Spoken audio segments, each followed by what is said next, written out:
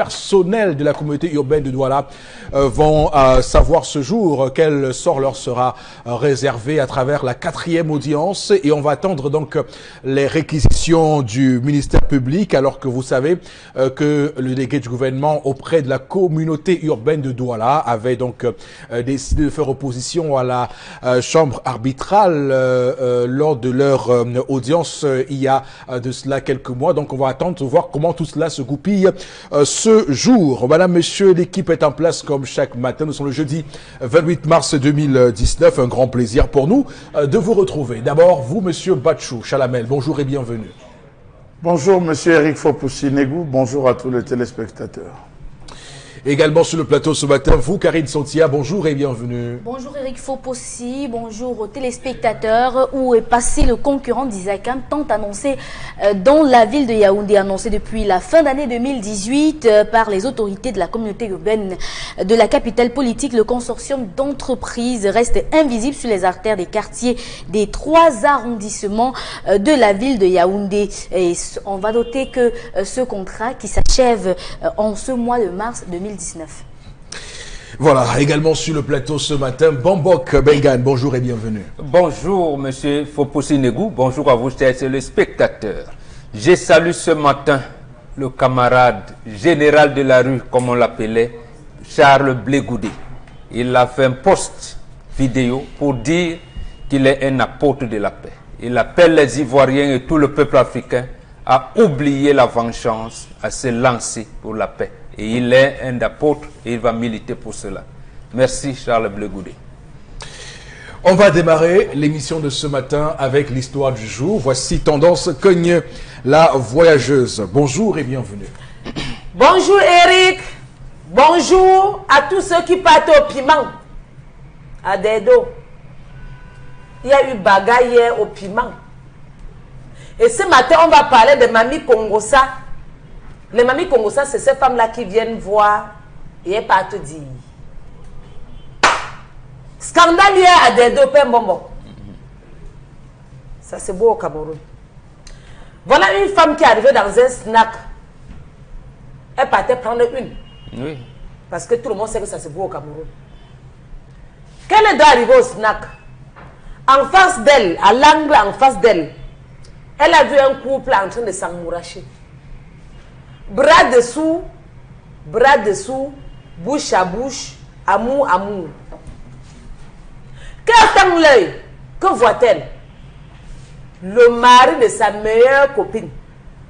Quand je parle de sa meilleure copine, je m'explique. Sa copine d'enfance. Elles ont fait l'école primaire ensemble, le lycée, l'université. Elles se sont séparées plus tard. Mais entre temps, elles se sont encore retrouvées à Douala. Ha! Au lieu de rester tranquille, elle a pris le téléphone, appeler sa copine. Que Nathalie, tu es où? Je suis à la maison. Pardon, viens. Tu as 10 minutes pour arriver ici à Dedo. Pardon, viens seulement. N'est-ce pas, Nathalie aussi a pris le Benham. On a dit que les motos n'entrent pas à Dedo. Les motos entrent.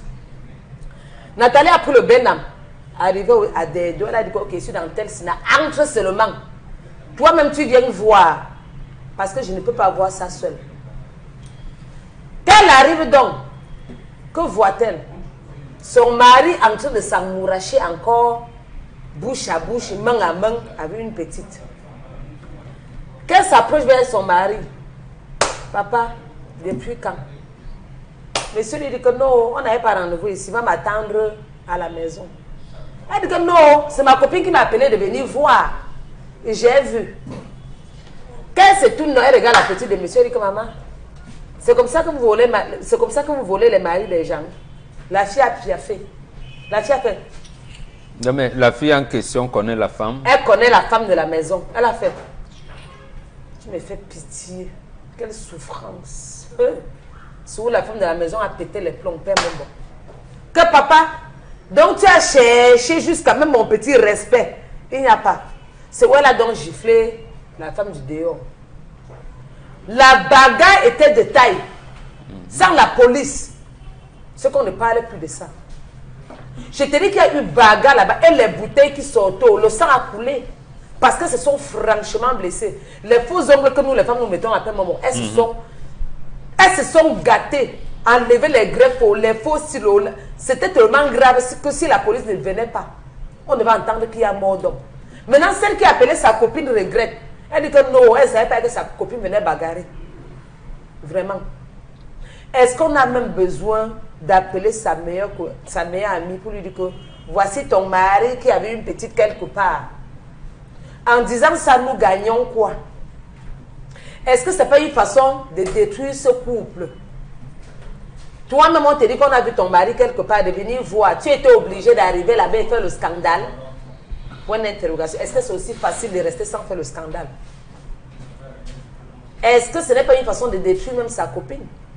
De détruire son foyer? Eric, les questions sont tellement...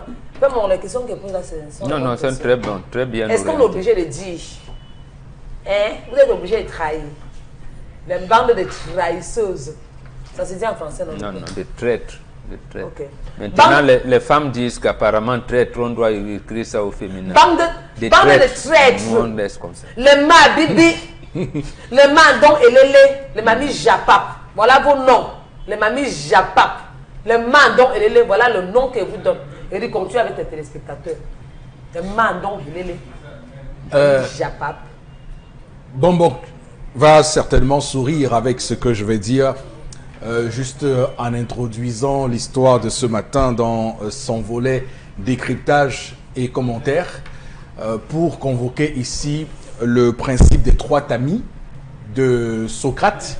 Pour ceux qui ont lu Socrate, vous savez que Socrate avait donc établi le principe des 3 tamis, et le premier c'était le vrai, le deuxième c'était le bon et le troisième était l'utile. Donc lorsqu'une personne vient vous voir pour vous dire quelque chose, vous devez demander à cette personne préalablement, est-ce que ce que cette personne a à vous dire est vrai? Alors ça, c'est le premier tamis. Si ça passe, ce tamis-là, vous passez au deuxième tamis. Est-ce que ce que vous avez à me dire est bon pour moi? Vous passez au deuxième tamis. Et puis le troisième, est-ce que ce que vous avez à me dire est utile pour moi? Donc voilà le principe des 3 tamis, et ça peut donc se rapporter à l'histoire de ce matin, et surtout à cet ami qui se prend des libertés à aller rapporter des choses. Donc on va voir si l'intention au départ, qui est une bonne intention, une mauvaise intention, quelles conséquences ça a. Et les conséquences, on voit très bien qu'il y a du grabuge, on voit très bien qu'il y a beaucoup de problèmes. Alors bon, Bengan, vous, quel est ce que vous relevez? Non, j'ajouterais à cette 3 tamis un 4e tamis. Oui. Vous dire, que veut la société? Bon, voilà, bon. en fait. D'accord. Oui, parce que Socrate Oui. ne contredit pas, mais ça, comment je vais dire, ça apporte les conflits aujourd'hui, parce que c'est chacun qui pense qu'il a sa vision. Moi, je pense que si ça m'arrive, je vais faire que... c'est moi, je pense. Et justement, c'est ça. Ce mode de pensée n'est pas de nature à, j'allais dire, à calmer les conflits. Ça envenime plutôt un conflit. Donc, il faut ajouter ça. Qu'est-ce que la société recommande? Oui. Que recommande donc la société? Que recommande donc la société? C'est Oui. pour cette raison que nous parlons toujours des civilisations de telles. L'Afrique, l'Occident, l'Asie, et tout. Donc, ce ne sont pas les 4 milliards d'individus qui habitent le monde aujourd'hui, Ou 7 milliards. ou 7 milliards Oui. qui constituent le monde, qui orientent le monde chacun selon sa pensée. Tout à fait. Non. Donc, c'est les groupes vont dire, ah oui, comme moi je suis chrétien, nous les chrétiens, c'est comme ça que nous faisons. Donc cette femme aurait dû se taire. Aurait dû se taire. Premièrement, elle est venue précipitamment parce que sa copine ne lui a pas dit. Qu'elle a dit à tout le monde, viens voir toi-même, viens, tu as 10 minutes, viens. Justement, ça veut dire que sa copine, sûrement, elle ne souhaite pas que le mari de sa copine la trompe, mais comment on agit? C'est précisément ça le problème aujourd'hui, c'est que chacun pense qu'il peut faire. Maintenant qu'elle regrette, parce que ce qu'elle a dit, peut-être elle voulait corriger quelque chose, mais pourquoi ne pas aller elle-même? Parce que c'est donc ce que recommande mon premier point de vue. Vous allez, c'est le mari de votre copine. Vous vous connaissez. Tu lui dis, Albert, viens s'il te plaît. C'est quoi cette histoire? C'est donc comme ça qu'on règle cette histoire, c'est quoi? C'est-à-dire, il te donne une explication. Parce que, en fait, ta copine, tu es l'épouse de cette femme, de ce mari-là. Puisque c'est l'épouse, ce n'est pas parce que vous entretenez des relations intimes, mais ta copine, c'est comme ta sœur. Donc, tu peux régler les écarts de comportement de son mari, où qu'il se trouve. Et ça reste entre vous. D'accord. Ça veut dire que tu sauvegardes et le couple. Et là, maintenant, le mari saura qu'il y a déjà deux gens qui veillent. D'abord, sa femme à la maison et l'ami de sa femme dehors. Donc, il va se méfier. Mais bon, voilà c'est aussi quand même parfois un couteau à double tranchant. Votre copine peut imaginer que vous êtes en train de de faire des choses dans son dos. Mais justement, non. Ça veut dire quoi? Il y a dans la société, oui. La première règle dans la vie de société, c'est l'entraide. C'est-à-dire, comment je vais dire ça? Voilà, la solidarité. Ça exclut donc j'allais dire les tapés d'eau, comme on dit. Ça exclut. C'est pas normal. Vous ne pouvez pas sortir avec le mari de votre copine. Si vous le faites, ça veut dire que vous déconstruisez la société. Oui. Vous déconstruisez l'amitié. Vous déconstruisez les liens d'amour qui existent entre vous. Bon, heureusement, donc, il n'est pas question de ça dans l'histoire de ce matin. Voilà, justement. Donc, justement, mais les logiciels d'aujourd'hui intègrent ça. Et c'est ça qui est malin. Moi, voilà. On ne sait pas. Hein, Non, c'est justement, cette fille ne se serait pas comportée comme ça. Puisqu'elle, si elle savait qu'elle aime sa copine, tu dis à son mari, mais Antoine, qu'est-ce que tu fais là? Arrête. Arrête, tu l'appelles de côté, tu lui dis. Et voilà, et le gars, tu vas le voir, là, les modestes. Non, c'est comme ça, il te demande même pardon, et ça limite là. Tu commences à même, tu peux même le sommer. Tu lui dis, arrête. Cette histoire, sinon, tu sais, je peux. D'accord. Il va commencer à se méfier. C'est comme ça que nous réglons nos problèmes. Et s'il continue, vous faites comment?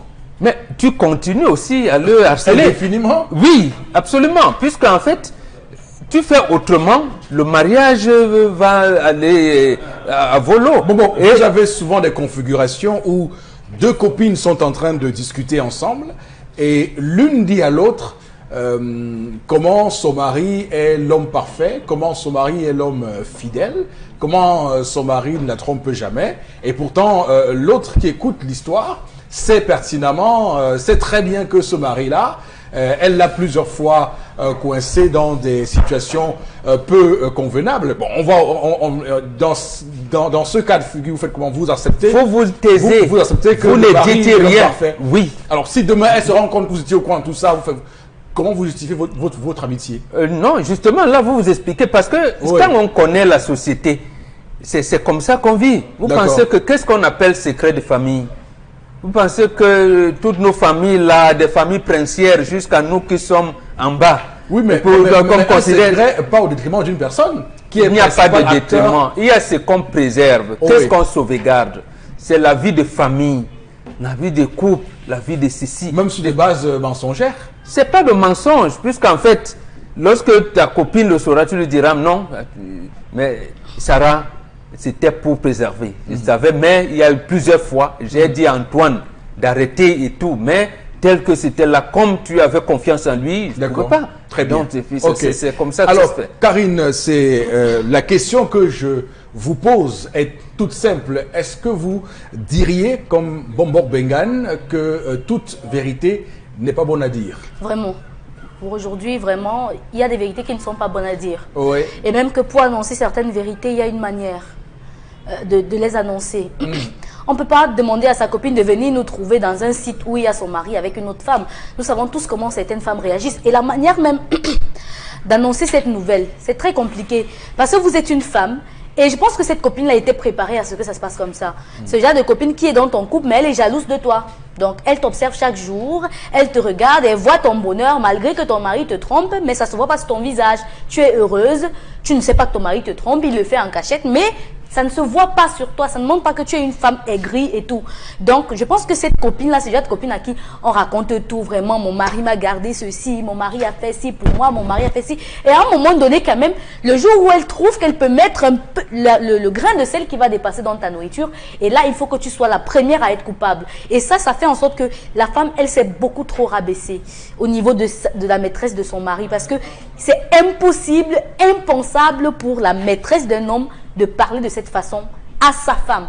Peu importe la circonstance, peu importe où on vous trouve. Ça veut dire une seule chose. Pour un homme... Non, ça veut dire une seule chose. Ça veut dire que cet homme passe le temps à mal parler de sa femme avec la maîtresse. J'allais en venir.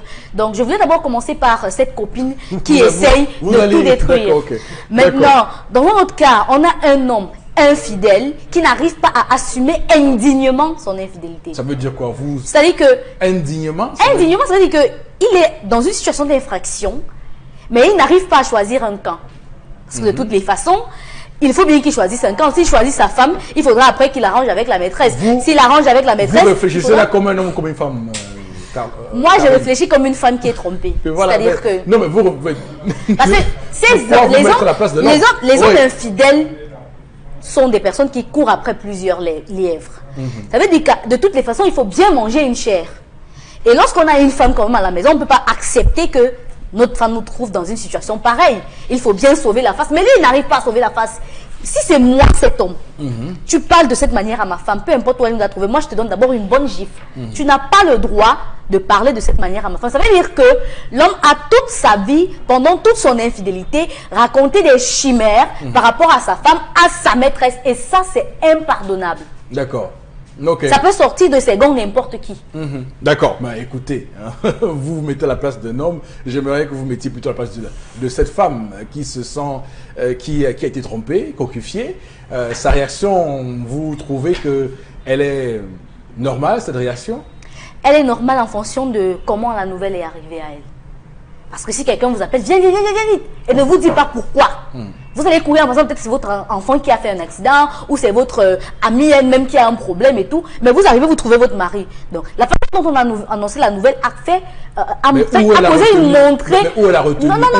Je dis bien. Le contrôle de soi, où est... Le contrôle de soi devant une situation pareille, non. La maîtrise de soi? La maîtrise de soi n'arrive pas à toutes les femmes. On n'a pas toute la même manière de gérer les situations qui nous arrivent de manière opportune, de manière spontanée. C'est spontané, elle n'a pas été préparée à ça. Sa copine ne lui a pas dit vraiment, je viens de trouver à ton mari à tel endroit, tel endroit. Non, elle n'a pas dit ça, elle a dit, viens vite. Ça veut dire que c'est très grave. Donc, ça veut dire, parce que j'entends souvent les femmes le dire, hein, moi, si je trouve un jour mon mari avec une femme dans le lit, je m'assois, je les regarde. Ah, mais non, c'est jamais arrivé à cette femme. Oui, mais écoutez, vraiment, elle n'a jamais vécu ça. Non, mais je vous dis, il y a plein de femmes qui vous disent que... Elle n'a jamais vécu ça. Mon mari, non, je m'assois, je vous regarde faire. Je m'assois, je regarde faire. Si vous voulez, je vous donne l'eau à boire. Je vous... On le dit. Voilà. Ça, ce sont des paroles, ce sont des phrases qu'on émet lorsqu'on est encore en période de pré-drague. Donc, là où l'homme est encore en train de vous verber pour les premiers moments. On le dit. Si un jour, tu me trouves un jour avec une femme dans le lit, tu vas faire comment? Elle le dit pour bien plaire, mais s'il vous plaît, ça ne lui est jamais arrivé. Il faut bien que ça t'arrive pour que tu saches comment réagir. D'accord, très bien. Donc, vous nous confirmez que c'est parfois des balivernes qu'on nous raconte sur des questions comme celle-là. Alors, Charles Abel, Monsieur Mbachou, vous dites quoi ce matin par rapport à l'histoire? Monsieur Eric Fopoussi, si une situation comme celle-là m'arrive un jour, non, vous n'êtes pas une femme. Je commence par là. Si ça m'arrive un jour. Oui, attaquons, mais c'est avec votre femme. On m'attrape. Si je parle quand vous m'attrape. Oui. Ah, ok, d'accord. Je lui demande de s'installer. Je lui demande de s'installer. Et je lui présente sa deuxième femme. Ma deuxième femme, sa co-épouse. Je ne passe pas par deux chemins. Et j'ajoute à la question la suite, c'est quoi? Donc vous ne baflez pas comme je ne perds pas le temps. Parce que Karine dit que vous parlez comme ça. Je ne perds pas le temps. Oui. Je vous dis, je ne perds pas le temps. Une situation comme celle-là m'arrive, je dis, ok, je cherchais comment te dire, je ne trouvais pas c'est toi. Les maîtresses se sont fait choisis ce que tu vas voir, c'est ma deuxième femme. On peut la transformer. Je la mets là directement et devant les femmes. Je ne tourne pas, monsieur Rifopoussi. Je ne parle pas d'estro ou je donne l'information et je passe. Vous dites ça parce que Vous n'êtes pas encore arrivé. Monsieur Eric Fopoussi. Une lionne qui arrive, elle ne veut même pas parler. Monsieur Eric Fopoussi. Elle va crêper d'abord le chignon de votre... Monsieur Eric Fopoussi, elle se fera bastonner par nous deux. Je dis par nous deux, elle se fera bastonner par nous deux. Je le dis sérieusement. Très bien, oui. Je le dis sérieusement, monsieur Eric Fopoussi. Les femmes sont à la recherche du scoop. Et quand vous avez une femme qui veut le scoop, donnez-lui le scoop, monsieur Eric Fopoussi. Ne passez pas par 10 chemins. Une femme me prend au carrefour, finit au carrefour. Je ne tourne pas, monsieur Eric Fopoussi. Laissez les histoires que vous à la mer, tu travailles à la télé. On finit au carrefour. À un moment donné, il faut savoir dire donc. C'est pour dire que il faut respecter ce genre de choses. Premier point. Deuxième point, monsieur Eric Fopoussi. Qu'est-ce que cette femme, qui est l'amie de ma femme, vient faire dans un snack bar nuitamment? Pas prendre une. Non. Ça c'est beau. Non, tendance. C'est pas votre femme. Monsieur Eric Fopoussi. C'est pas votre maîtresse, vous n'avez pas posé la question. Ce n'est pas elle qui me concerne. Autant donné qu'on cherche les endroits noirs pour se cacher et pour cacher notre fidélité. Vous aussi? Elle aussi cherche un endroit noir pour cacher notre fidélité. Ça veut dire que les feux de subite, comme tu appelais ma femme et qui fait feu, pendant que les deux femmes bagages, j'appelle ton mari. Peut-être qu'elle est pas mariée. Non, rien ne nous dit qu'elle est mariée. Je dis impossible qu'une femme non mariée marche avec une femme, ça, c'est ce que vous dites, hein? Non, c'est le principe. C'est pour ça que je vous ai dit que, je vous disais hier que le mariage, c'est sur le fond et c'est sur la forme. Le fond, ça maintient le même, la forme peut changer. Ou bien même son gars. Ou son gars. Voilà. Ça se gâte dans les deux côtés à l'immédiat, monsieur il faut pousser. Et je ne suis pas sûr qu'elle aura les mots. Les mêmes mots que j'emploierais pour gâter elle aussi son mariage. Donc, il faut dire, monsieur il faut ça gâte. Oui. C'est ouvert une fois pour tout, monsieur Eric Fopoussi. Voilà. Ça ne se garde pas. Ça, mais vous êtes vicieux. Mais vous êtes vicieux. Non, monsieur, vous savez, monsieur Eric Fopoussi. Oui. Je vous ai dit que la femme est comparable à un jeune policier dont le rêve est d'attraper un bandit. C'est le rêve de toutes les femmes, attraper un bandit. Si ce n'est le sien, c'est celui de sa soeur ou de son frère. Voilà comment elle arrive. Elle vient pour autre chose. Elle était certainement accompagnée, monsieur Eric Fopoussi, parce que je parie que cette femme est mariée. Lorsqu'elle voit du gars, attends, on ne m'a pas vu, c'est ma chance. Elle saurait dire allô, viens, ne tarde même pas 10 minutes.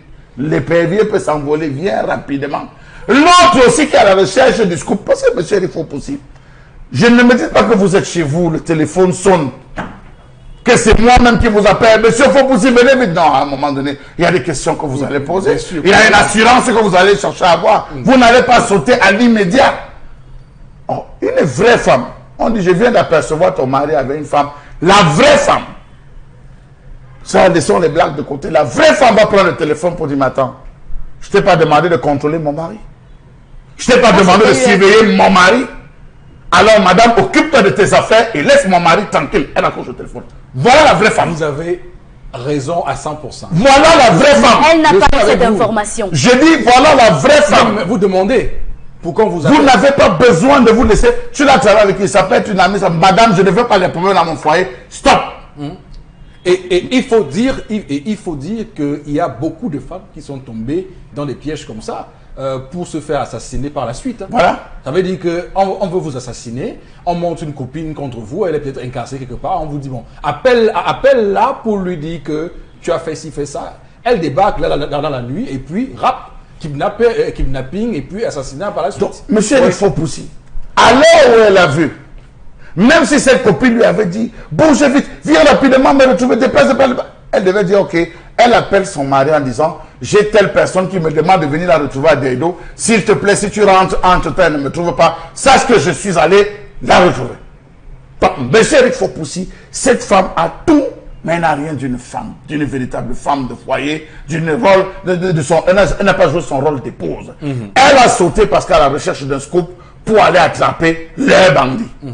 Ce qu'elle ne s'est pas posé comme question, c'est qu'après que j'ai attrapé mon bandit, la suite, c'est quoi? On a dit les bouteilles se sont cassées. Est-ce qu'elle a eu éclatement de veine? On ne se pose pas toutes ces questions. Elle-même peut perdre sa propre vie. Pour qui? Pour l'homme? Pour qui la femme? Monsieur Eric Fopoussi? Pour qui? Pour qui? Elle serait restée chez elle, elle aurait attendu son mari. Elle aurait même dit à sa copine, si tu m'aimes tant, filme. Fais même une vidéo, envoie-moi. Mais comme elle est à la recherche d'un scoop, Elle a fait le saut et ce qui est arrivé, c'est pour ça, monsieur Rifopoussi, que lorsque vous avez une femme qui aime les scoops, qui aime la sensation, donnez-lui la sensation à telle enseigne qu'elle réussisse à se fatiguer un jour. Voilà, très bien, Chalamel. Je vous fais rire, monsieur Rifopoussi. Je dois vous dire que vous êtes très vicieux. Ça, c'est votre avis, monsieur Rifopoussi. Vous n'avez pas encore été mordu. Non, monsieur Rifopoussi. Très vicieux. Non, monsieur Rifopoussi, vous savez, oui. Lorsqu'une femme vient vous surprendre, elle vient avec des intentions. Il faut rapidement retourner la situation à votre avantage. Ça, c'est la stratégie dans le mariage. Ne laissez jamais qu'une action vous impacte. Non. Transformez toujours à votre avantage. Donc, sachant qu'elle est venue avec des vérités de combat, elle joue dans le Street Fighter, elle est venue, c'est une boxeuse, elle vient bagarrer, monsieur, cassez-la une fois. Voilà. Bon, je cherchais comment te dire, madame, c'est ta deuxième femme. C'est ma deuxième femme. Voilà ta co-épouse. Si tu veux boire, tu t'assieds, tu bois. La d'autre, c'est samedi prochain. Vous l'avez fini. Donc, à l'immédiat, tous ces coups de poing, tout ce qu'elle avait réservé, ça descend d'abord. Vous avez le temps de reprendre davantage et de vous repositionner. Toujours être stratégique, monsieur le Foucault. C'est les règles du mariage. Oui, Tendance va également dire un mot sur l'histoire. Ou c'est mieux de se marier, ou c'est mieux de rester célibataire, je ne sais pas. Souvent, quand tu te maries, on t'insulte jusqu'à que, hé, maman, la turma la pouvait, la bordelle la pouvait. Voilà une femme mariée. Étant mariée, même nous ne sommes pas en sécurité. Et les hommes toc-toc, il faut apprendre à respecter vos épouses. Que j'arrive quelque part, d'abord il suffit qu'il y a le trou sur ma tête. Ma tête ne tient pas souvent. J'arrive quelque part et trouve l'homme qui m'a épousé, le père de mes enfants, avec une fille. Au lieu de me supporter, au lieu de montrer à la fille qui me respecte que non, c'est la mère de mes enfants, c'est la femme que j'aime, c'est celle que j'ai choisie. De ton milieu? Celle qui, la petite, piaf. Elle piaf. Quelle pitié. La souffrance. À qui? À moi. Devant l'homme qui m'aime, qui prétend m'aimer. Hey, miracle. Ce que c'est au village qu'on va... Même au village, on ne va pas arranger ça. Tu es à la maison avec un homme. Tu es fidèle. Tu t'occupes de ses enfants. Il n'a pas faim quand tu es là.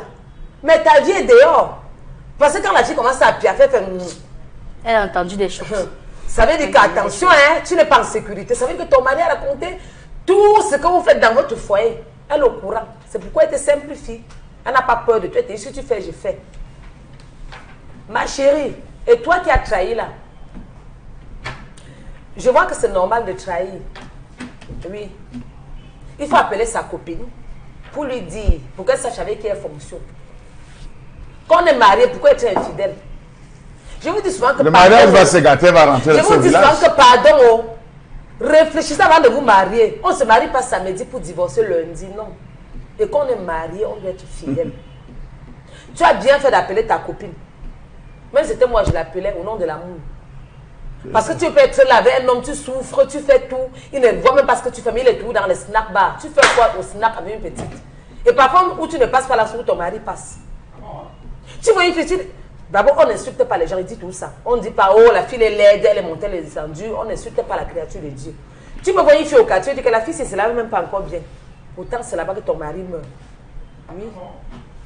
Tu vois une fille, tu dis que maman, elle ressemble à quoi comme ça? Hey, elle ne peut même pas se brosser les dents. Elle ne sait même pas encore cela. Pourtant, c'est là-bas que ton homme dort, maintenant. C'est là-bas que ton mari souffre. Ne pas insulter, c'est là-bas qu'il meurt. Donc, maman, si j'attrape ma meilleure copine, le mari de ma meilleure amie, je vais l'appeler pour qu'elle sache avec qui elle fonctionne. D'accord. Oui. Ok. Si tu l'aimes, tu vas être fidèle. S'il n'aimait pas celle de dehors, il ne serait pas avec elle. C'est parce que je l'aime. C'est parce qu'elle aime qu'elle lui dit. Si elle lui dit pas, ça va m'énerver. Chaque jour qu'on va rester ensemble, ça va être un peu comme le poison. Mais il est vraiment un homme à moitié. Tu peux pas parler mal de ta femme à ta maîtresse. Ça, c'est impensable. Non, non. Elle dit pitié pour toi qui viens bagarrer dans un sama. Tu viens faire quoi là? Elle réagit parce qu'elle pensait des choses. Ce n'est pas parce que... Non, je vais rester avec toi. Tu as d'abord. Monsieur, il faut penser des choses. Même si c'est que tu m'as donné, ça finit. Mon grand-père donnait toujours comme conseil à ses filles en disant, votre fameux grand-père, tant qu'on n'est pas venu te nuire dans tes 5 mètres 50, tant qu'on n'a pas perturbé l'équilibre de ton foyer, de ta vie, de ta progéniture, En aucun moment, je considère cela comme les tentations et passées. C'est les conseils que les vrais Africains donnent à leurs filles. C'est les conseils. Moi-même, j'ai les mêmes conseils. À partir de quel moment, justement, un acte ne nuit pas à ton couple? Monsieur, si ton mari est à minuit, on vous répond. Est-ce que on va vous répondre. Oui, on vous répond. Est-ce qu'un mari qui est dehors à minuit avec une femme dans un snack bar ne nuit pas à son couple? D'abord, vous n'êtes pas obligé de dormir dans la même chambre, votre mari et vous. Maintenant, le fait d'être en ville fait que vous dormez ensemble, parce que vous n'êtes même pas supposé connaître quand votre mari est rentré. Merci. À moins qu'il ne vous le dise. Merci. Donc, c'est voilà les premiers principes. Ce n'est pas parce que vous avez désorganisé la société aujourd'hui. Il y a beaucoup de machisme dans Non, du tout. Il y a beaucoup de machisme. Chaque civilisation a sa culture. Oui.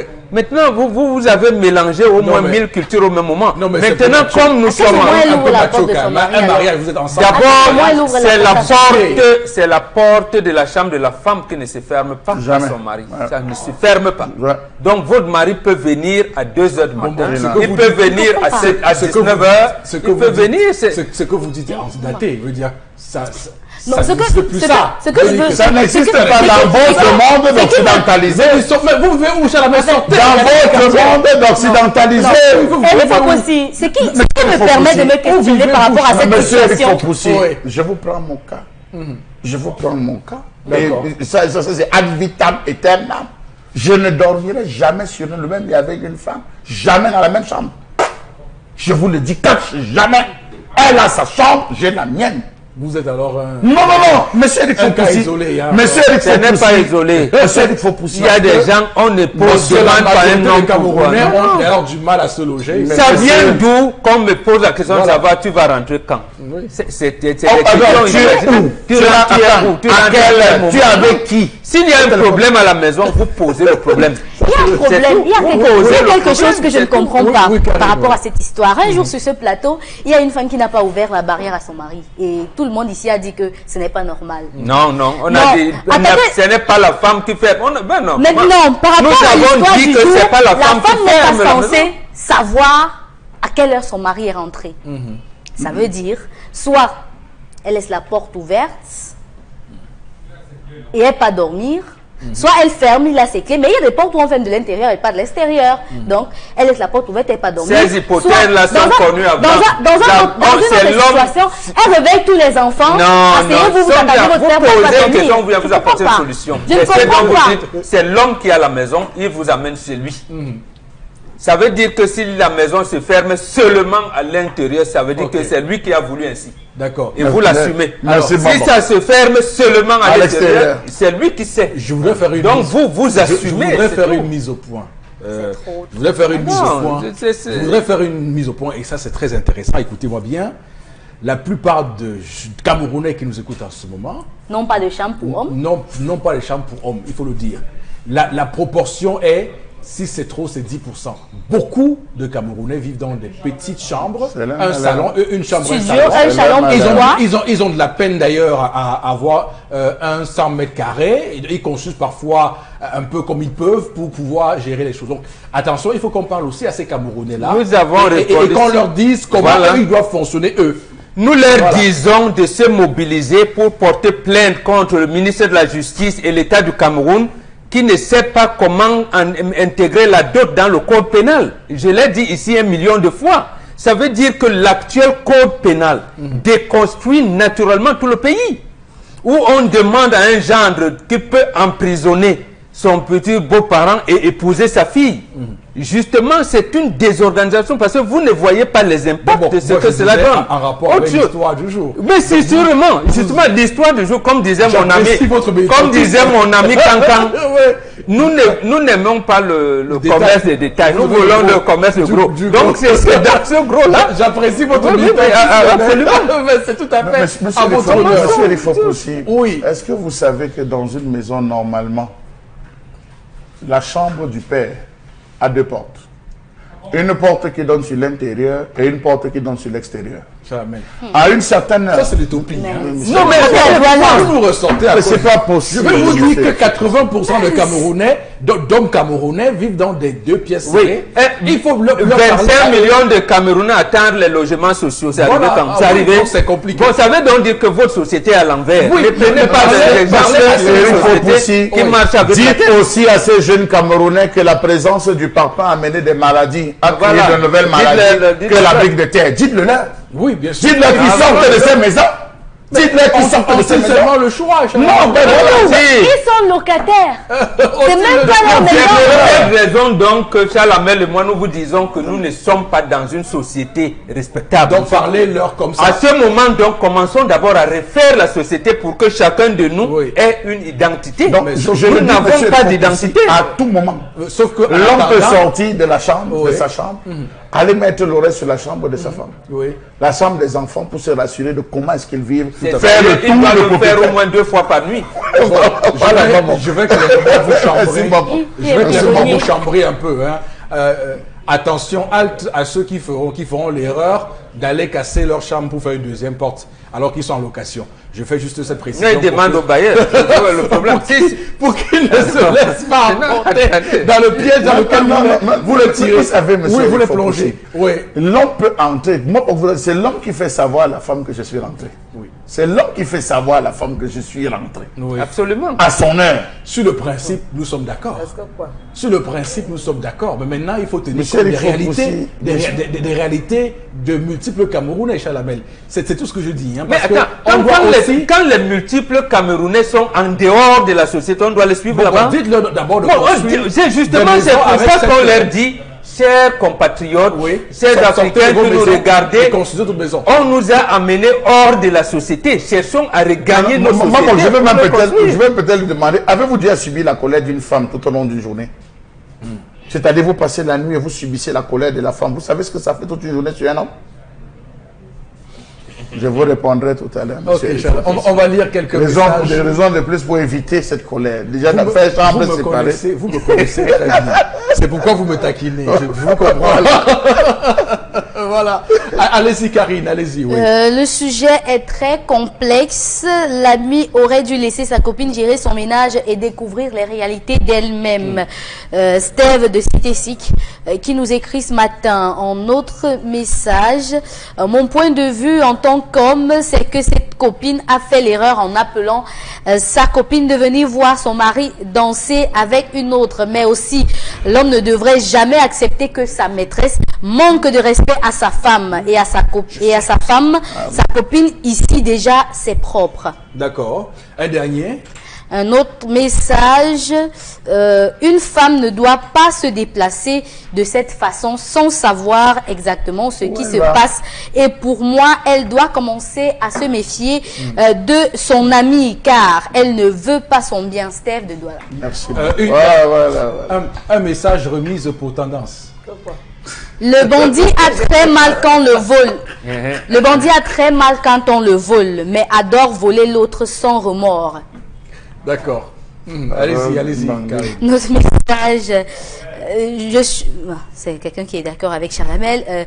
Je ne condamne pas la copine, c'est pas forcément de la jalousie. Le couple fera face à sa solution. D'accord, merci. Alors, je vais à la suite de ce programme, de cette histoire du jour qui, heureusement, nous a inspiré quelque chose.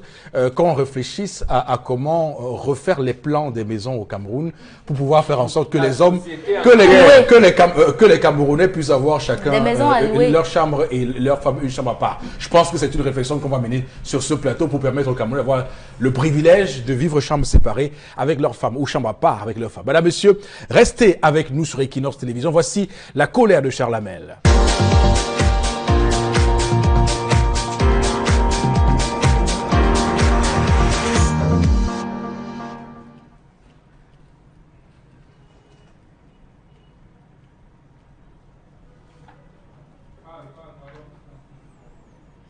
Je m'interroge ce jour sur la question des organisations de défense des droits de l'homme dans ce pays. Quel est le rôle des organisations de défense des droits de l'homme dans ce pays? jouent-elles véritablement leur rôle ou décorent-elles simplement la scène politique camerounaise? Comment comprendre qu'on n'ait jamais eu à travers ces organismes les résultats d'enquêtes fiables sur les blessés civils et même militaires dans les conflits concernant notre pays dans le nord-ouest et le sud-ouest? Comment comprendre qu'on n'a exactement pas le nombre de victimes depuis 3 ans, alors que dans un pays comme la Syrie, il y a un organisme des droits de l'homme qui donne le bilan tous les jours? Comment comprendre le fait que le gouvernement n'ait pris aucune mesure concrète pour mettre en œuvre les réformes constitutionnelles de 1996 qui prévoyaient une plus grande indépendance des organes législatifs et judiciaires? Comment comprendre, par exemple, que le Comité national des droits de l'homme, en termes de bilan, préfère présenter chaque année des bilans impressionnants du genre organisation de séminaires et de conférences, ainsi qu'une participation à des programmes radiophoniques et télévisés, plutôt que de donner les chiffres en termes de violations humaines? Comment comprendre qu'alors que les mandats du Comité national des droits de l'homme pour ce qui est du Cameroun lui donne entre autres attributions le pouvoir de procéder à toutes les enquêtes et investigations nécessaires sur les violations des droits de l'homme et des libertés, il n'a jamais donné, mais alors jamais, les chiffres réels des abus de tout genre? Comment comprendre que le rôle des organisations de défense des droits de l'homme au Cameroun se résume à recevoir toutes les dénonciations portant sur les cas de violation, dirigeante toute enquête et procède en cas de besoin aux investigations sur les cas avérés et en fait rapport au président de la République? Procède ces différentes associations chaque année aux visites inopinées des établissements pénitentiaires, des commissariats de police et des brigades de gendarmerie, en présence du procureur de la République compétent son représentant, en faisant un rapport qui devra être adressé au chef de l'État. Comment comprendre que ces associations passent le temps à étudier toutes questions relevant de la promotion et de la protection des droits de l'homme, recueillant et diffusant les instruments nationaux et internationaux relatifs aux droits de l'homme, sans toutefois aider à les combattre? Pourquoi créer un tel comité s'il fallait restreindre à la fin leur action au chef de l'État?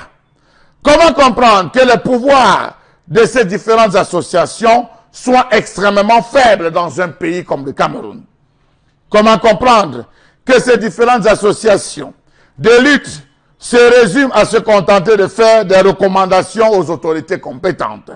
Savez-vous que l'article 8, par exemple, du décret fondateur stipulant que le Comité national des droits de l'homme ne peut rendre public ni son rapport annuel sur l'état des droits de l'homme, ni le bilan de ses activités, il ne peut les remettre qu'au chef de l'État? C'est bien. Hier, on parlait de la Croix-Rouge. On nous a dit la Croix-Rouge ne rend ses comptes qu'au chef de l'État. L'Association des droits de l'homme, elle ne rend compte qu'au chef de l'État. Savez-vous que pendant près de 10 ans, cette disposition a été scrupuleusement respectée? Aucun rapport du Comité national des droits de l'homme n'a été rendu public, même si parfois il y a eu des fuites dans la presse. Mais Dieu merci, c'est en 1999 que l'Assemblée générale du Comité national des droits de l'homme a décidé de rendre public tous les rapports qui avaient été remis au président, malgré tous les couacs qui avaient entouré cela. Savez-vous qu'à l'origine, pour ce qui est du Cameroun, le Comité national des droits de l'homme comptait 44 membres, mais 4 sont décédés ou ont quitté le pays. Aujourd'hui, c'est à volo. Savez-vous que les nominations au comité, pour ce qui est du Cameroun, ont lieu par décret présidentiel et en vertu de l'article 4, alinéa 2. Voilà autant de situations qui poussent à se demander quel est le rôle donc de ces associations de défense des droits de l'homme dans un pays comme le Cameroun, où on ne connaît jamais les chiffres. 3 ans de guerre, au nord-ouest et au sud-ouest, aucun résultat, aucun bilan, tant chez les militaires que chez les civils. Pareil, au nord, à l'extrême nord, et au nord, avec Boko Haram, on n'en sait rien. Pareil à l'est, avec les différentes incursions, on n'en sait rien. Mais ce qu'on sait, et ce qui est sûr, c'est qu'on connaît au moins, M. Eric Fopoussi, le nombre de réfugiés au Cameroun. Alors, il faut, il faut également dire que les Nations Unies donnent régulièrement les chiffres de ce qui se passe dans le cas précis du nord-ouest et du sud-ouest. Et on parle actuellement de près de 1000 morts depuis 3 ans. C'est les Nations Unies, monsieur. Oui, je veux juste faire cette précision. Chalamel, je commence à faire l'introduction. Soit dit en passant. Alors, donc, régulièrement, les Nations Unies font ces chiffres-là. Alors, sur quelle base l'ONU nous donne ces chiffres? C'est la question qu'on pourrait se poser. Sur quelle base l'ONU spécifie que depuis 3 ans, on a eu des civils, près de 700 qui sont morts? Sur quelle base on peut les Nations Unies le disent? Est-ce que c'est en récoltant le travail fait par ces associations des droits de l'homme que l'ONU délivre ces chiffres? Alors, vous avez évoqué le cas de la Commission nationale des droits de l'homme et des libertés qui est dirigée par le très sémillant et brillant Dr Shimuta Banda, qui lui également a plusieurs fois fait des rapports où il a tensé le gouvernement sur la situation grave des droits de l'homme. Alors, Bengan, la question que soulève ce matin Chalamel est celle du travail ou bien de l'aspect vague de ce qui est déploré en termes de pertes. Mais il en appelle à plus de précision dans le chiffrage de ce qui se passe sur les théâtres conflictuels au Cameroun.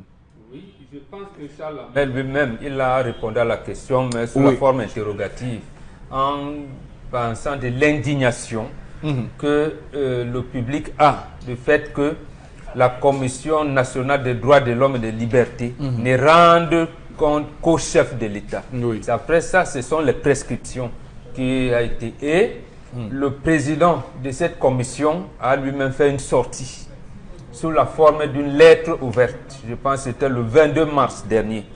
Il a écrit au chef de l'État pour s'indigner du fait que il ne comprend pas pourquoi les rapports à lui adressés ne sont jamais pris en compte, ne sont jamais rendus publics et n'ont jamais eu de réponse. Et il a ajouté que son représentant de la commission, de cette commission dans le sud-ouest, avait d'ailleurs été enlevé par les sécessionnistes et il s'est battu seul pour sortir de la situation, de la mauvaise situation dans laquelle il se trouvait.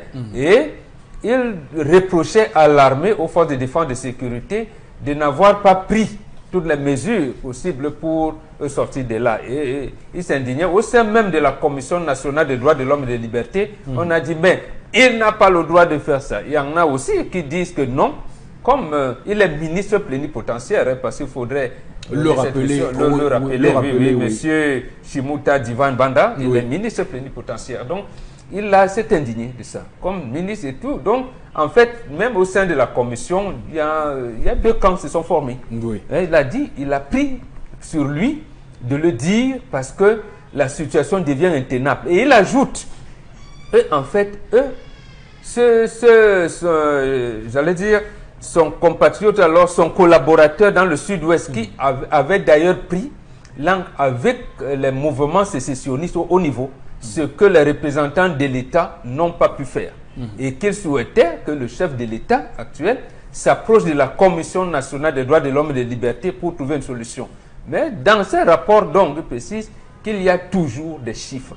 D'accord. Il y a toujours, mais il est, comme disait Charles Hamel dans sa chronique, il est buté à ceci qu'il ne peut pas les rendre publics sans l'aval du chef de l'État. Voilà. Alors, il faut dire que cette commission, c'est un organe étatique. C'est pas oui, c'est un organe étatique. C'est un organe étatique. Voilà. Donc, c'est le chef d'État qui l'a lui-même créé et que, au final, lorsqu'on voit la manière vers laquelle cet organisme public donc tense l'État du Cameroun, on se pose bien des questions. Pourquoi l'État du Cameroun, qui a lui-même créé cette commission, ne prend pas en compte ce que propose ou bien ce que dénonce cette commission nationale des droits de l'homme et des libertés, qui pourtant fait un travail, vous l'avez dit, sur le terrain, avec des descentes ou recueille des témoignages. Oui, absolument. C'est ça la question principale. Donc, on ne comprend pas. Il y a même, ça peut aller parce qu'il a, pour comprendre, il faut, parce qu'il a pris l'exemple de la Syrie. Qu'est-ce qui se passe avec la commission des droits de l'homme en Syrie? là-bas, nous avons peut-être des similitudes, mais nous n'avons pas la même histoire. C'est à peu près ce qui se passe en Algérie. Ce qui se passe en Algérie est comparable à peu près ce qui se passe en Syrie. Oui. C'est-à-dire que là-bas, les peuples ou alors les dirigeants de ces États ont combattu l'administration coloniale et ils ont gagné. Ils ont donc à l'esprit qu'il y a deux mondes. Il y a une ingérence étrangère au sein de leur population. Et lorsqu'un organisme est créé même par l'État, il sait qu'il aide l'État. C'est-à-dire que là-bas, les États, les chefs de ces États-là attendent des critiques ou alors ne s'offusquent pas des critiques que ces associations de défense des droits de l'homme sont amenées à porter contre les gouvernants respectifs. Ça amène donc à dire que ces organismes peuvent critiquer l'État, peuvent vous dire vos prisons sont infestes. Il y a plus de prévenus que de détenus. Il y a plus de contraintes par corps qu'on devait libérer. Il y en a d'abord l'état des prisons. On attrape plus de maladies en prison que, par exemple, et ils citent chaque fois. Et ils vont même jusqu'à dire à l'État que, mais attendez, vous avez dit qu'il y avait des prisons de production, mais on n'enseigne rien. La prison de production, ça veut dire que on peut... Mais, bon, que dire alors d'autres associations, initiatives non étatiques, des ONG? Oui, mais je pense que pour ne prendre que le cas du REDAC, qu'on connaît beaucoup, je pense que ces organismes-là rendent public lorsqu'ils ont la possibilité de le faire. Et pour beaucoup d'entre eux, ils sont des représentants des organismes internationaux. Parce que là aussi, l'État a fait faillite, il faut le dire. Parce que pour que la Commission nationale des droits de l'homme et des libertés, par exemple, puisse pleinement jouer son rôle, il faut que l'État l'aide à être membre consultatif, par exemple au sein de l'Union africaine, au sein de l'Organisation des Nations Unies. Mais là, est-ce que l'État accepte-t-il d'être critiqué? C'est là le problème. Donc, c'est pour cette raison qu'on limite, par exemple, le déploiement des organismes comme le REDAC, en leur disant que mais non, vous ne pouvez pas, si vous allez enquêter encore à Manfé maintenant, à Balikumbat ou à Batibo, nous ne sommes pas prêts à assurer votre sécurité, prenez vos risques. Bon, encore que quand vous sortez de là, vous ne dites jamais. Les gens tirent sur l'armée, vous dites toujours. Bon, vous voyez. D'accord. En tout cas, on va aussi penser à NDH, Nouveau Droit de l'Homme, qui fait aussi un travail dans ce sens-là. Tout à fait. Effectivement, j'allais oublier. Avec le docteur Cyril Roland Pébichon. Oui, tout à fait. Un peu avant eux, d'abord, ça me fait penser à son âme au révérend Norbert Kené, qui était l'un des initiateurs de ce projet, vraiment. Ils ont fait un travail, j'allais dire, appréciable. D'accord. Oui, Karine. Les organisations de défense des droits de l'homme au Cameroun sont très méconnues aussi par la population. Donc, généralement, même les populations n'arrivent pas à les reconnaître. Et parfois, tellement on ne les a pas vu qu'on ne sait même pas si ils existent. Et on ne manifeste que lorsque, généralement on les voit aussi lorsqu'on veut célébrer par exemple la journée nationale des droits de l'homme, ainsi de suite. C'est là où on sait qu'il en existe vraiment au Cameroun à travers les reportages télé, radio et autres. Mais le véritable problème c'est, est-ce que ces organismes-là sont financés par l'État du Cameroun? Parce que si c'est le cas, ce sera difficile pour eux. Voilà, ce sera difficile pour eux de se déployer partout, parce que ce sera difficile pour eux de se déployer partout au Cameroun sans l'aval du président, sans l'aval encore de l'État qui les finance. Parce que au nord-ouest et au sud-ouest, il faut bien, en y allant, il faut bien de la sécurité, il faut bien avoir des militaires ou encore autre chose qui nous protègent sur le terrain avant de mener les enquêtes. Parce que tu ne peux pas interroger un Amazonien aussi facilement, c'est pas évident. Il faut bien qu'il soit protégé. Parce qu'on voit quand même comment dans les films ces gens-là descendent sur le terrain, mais avec une cohorte de militaires. Maintenant, dans notre cas, il y a quand même que ces associations-là ont soit, je ne sais pas si elles ont un choix d'action à mener ou encore un choix de procédure à mener, mais on ne les entend pas. Il y a plusieurs situations dans lesquelles on ne les voit pas. Et récemment encore, on parlait des avec l'opposition camerounaise. Il faut ajouter à cela que parfois, on les regarde comme étant des suppôts de l'Occident. Malheureusement, c'est dommage qu'il y ait cette image-là de l'opinion par ces personnes-là. Parfois, on les voit comme étant donc des relais des puissances impératrices et dominatrices, prédatrices sur le sol africain. Madame, Monsieur, on va continuer à éplucher cette question dans un court instant.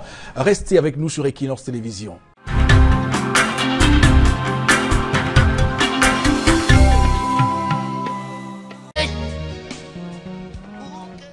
Retour sur ce plateau, madame, monsieur, pour cette deuxième partie de votre magazine 10-12 Le Zénith. On va ouvrir cette deuxième partie en souhaitant nos condoléances les plus attristées à la famille du 3e adjoint au maire de Douala, le père, Lotine Samé, qui nous a quittés donc le suite d'une courte et douloureuse maladie. Ce jour, donc, toutes nos condoléances à ce haut cadre du Social Democratic Front. C'est on va dire, une nouvelle triste pour ceux et ceux qui l'ont connu.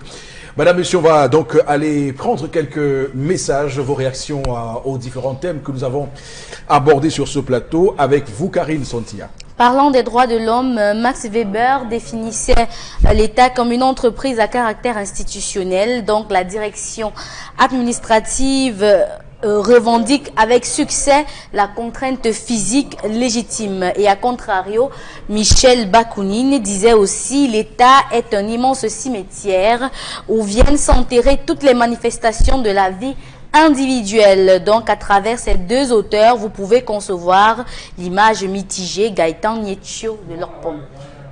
Il faut quand même dire, monsieur Eric Fopoussi, que lorsque vous prenez les chiffres avancés par ces différentes associations de défense des droits de l'homme, vous êtes un peu perdu. Parce que d'un côté, on va vous dire 14 morts, de l'autre, on va vous dire 7 morts, de l'autre, on va vous dire 12 morts. Vous allez vous poser toutes les questions de savoir mais comment est-ce que ces différentes associations de défense des droits de l'homme travaillent-elles dans un pays comme le Cameroun? Moi, je vais vous prendre un cas. Le décompte personnel que je fais, c'est via Facebook, monsieur Eric Fopoussi. Via Facebook, où lorsque vous regardez depuis le déclenchement de ces guerres, vous voyez via les réseaux sociaux, le WhatsApp, on vous dit 4 morts, 4 personnes assassinées aujourd'hui, 2 civils, 2 militaires, 1 amazonien. Voilà comment le décompte, la majeure partie, je me dis, travaille pour faire le décompte. Mais en aucun moment, et rappelez-vous même que pour ce qui est du Comité national des droits des hommes, de l'homme et des libertés, on a eu d'éminents juristes, parmi lesquels le professeur Maurice Kamto, qui avait refusé de siéger avec Joseph Marie Bipoumoum. Ils avaient refusé de siéger parce qu'ils disaient que cette structure manque d'autonomie et de crédibilité. Rappelez-vous, ils avaient refusé.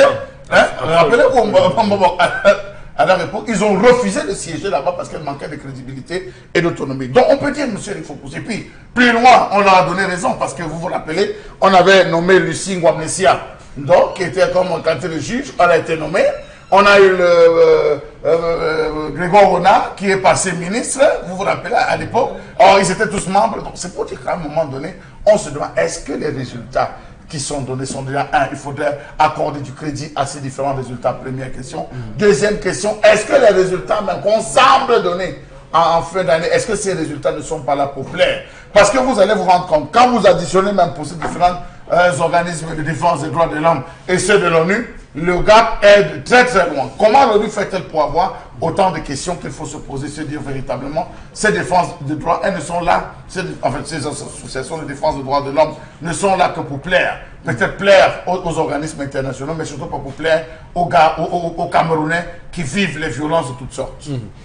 On va continuer à lire les messages, Karine. Un autre message, que vont-ils nous dire aux militaires? Que vont-ils nous dire aux militaires qui sont au nord-ouest et au sud-ouest? Bourreau, on en a vu tuer en plein jour dans les quartiers. Message n'est pas signé. Au Cameroun, c'est Dieu qui nous garde. Il suffit de voir comment les citoyens sont traités dans les cellules.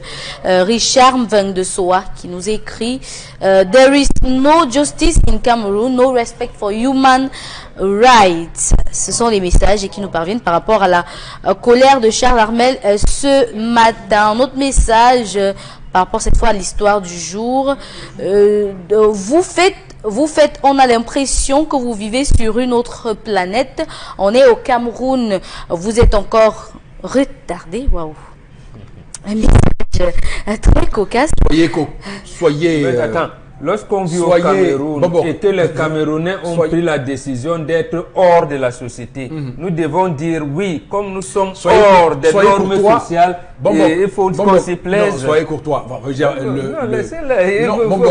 Le téléspectateur a juste voulu que dans nos différentes analyses, que nous prenions en compte la conjoncture sociale et même économique du Cameroun pour bien comprendre que parfois les contingences de la vie font en sorte qu'il y ait des choses qu'on ne peut plus forcément avoir. Quitte à parler à ceux qui vivent, à ceux qui vivent dans une époque qui est aujourd'hui dévolue. Voilà, s'il avait lu le livre de l'Américain What the Nations Falls, oui, il aurait compris pourquoi les nations échouent. Oui.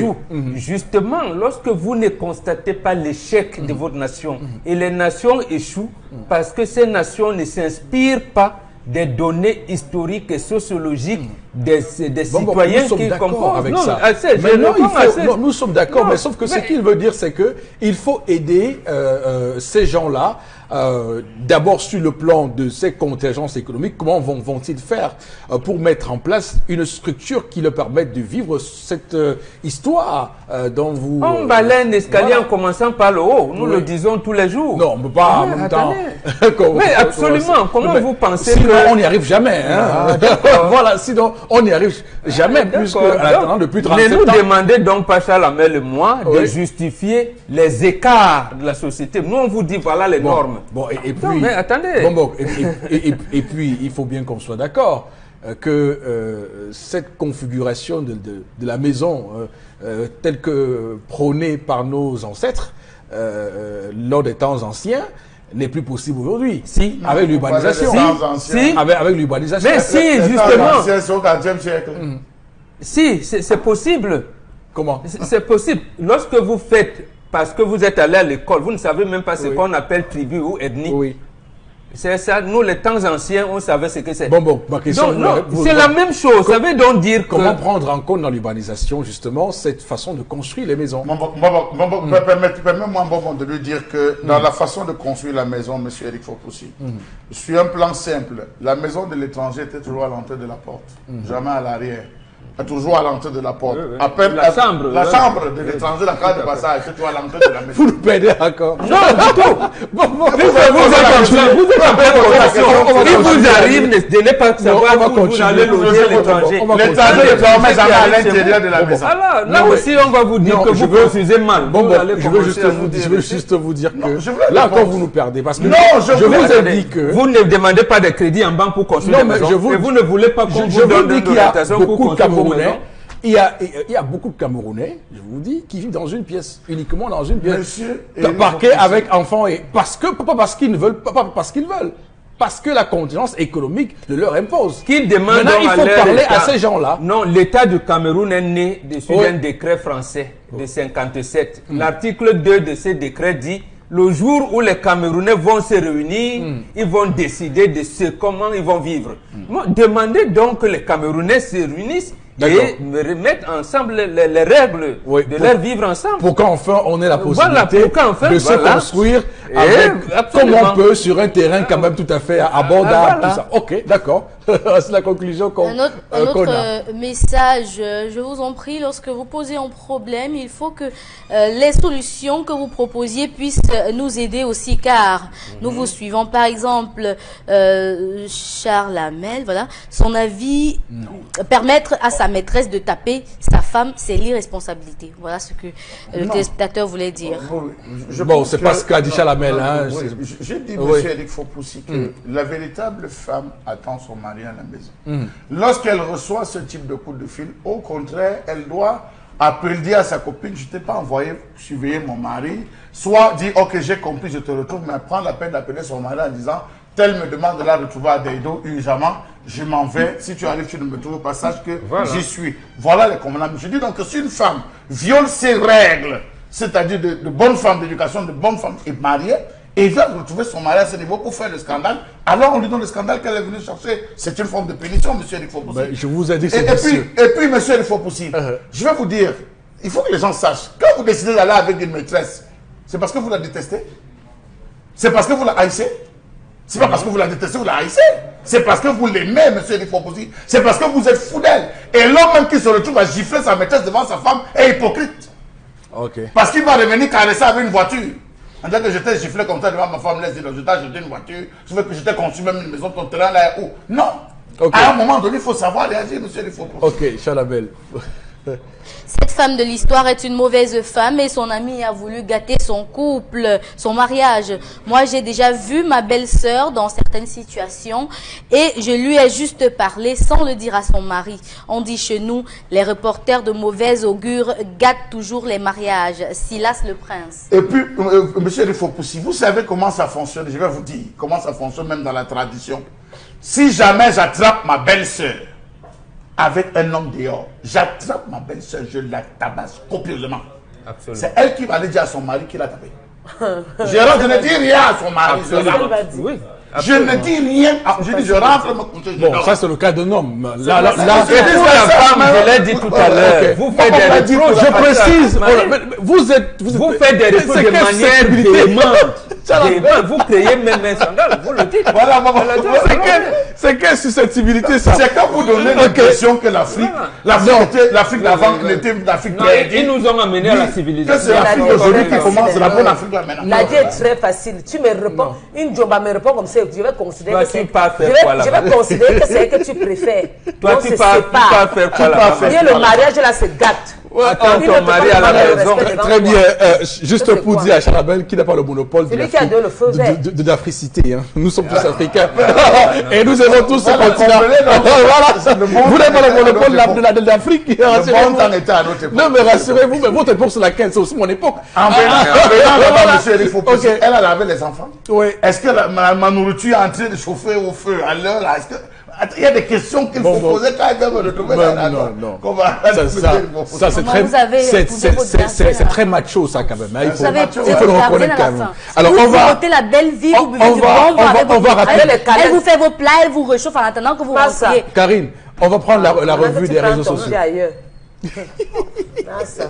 Je suis Takoju Janvier de Nkondengui. Une femme mariée ne doit sur aucun prétexte sortir suite à l'invitation de sa copine ou de sa parenté sans au préalable prendre la permission chez son mari responsable d'elle. Ceci est né de là. Merci. Aussi, un homme devrait garder une transparence dans sa vie afin de parer à ce genre de situation. La petite de dehors doit respecter ma femme ou rien. Ok. D'accord, très bien. Chalabel, je l'ai déjà. On va faire la revue des réseaux sociaux. Karine. Alors, dans le cadre de la revue des réseaux sociaux, ce matin, on va d'abord s'intéresser à la Russie qui fait des yeux doux au Cameroun. Hier, 27 mars 2019, l'ambassadeur de la Fédération de Russie, Anatoly Bashkin, a été reçu par le président de la République du Cameroun, Paul Biya. Le diplomate russe a ainsi porté l'invitation du président Vladimir Poutine à prendre part au prochain sommet Russie-Afrique prévu à Sochi au mois d'octobre prochain. Est et ouest, une bataille pour le Cameroun.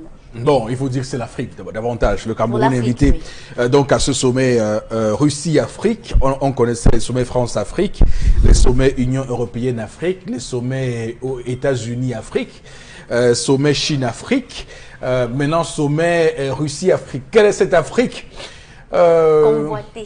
Autant convoité, hein, Afrique sans fric, disait Manu Dibango. Alors, bon, Bengan, on va dire clairement que la Russie, Vladimir Poutine, évidemment, comme l'a dit, c'est l'Est et l'Ouest, là, l'Est contre l'Ouest. Il y a un journaliste algérien, naturalisé français, a fait une sortie, une publication au journal Le Monde, un jour, là, sur le titre « Lorsque l'Afrique se veillera, nous l'enverrons se recoucher ». Donc, en fait, l'Occident, il disait comment l'Occident ne voudrait pas que les autres nations s'intéressent à l'Afrique.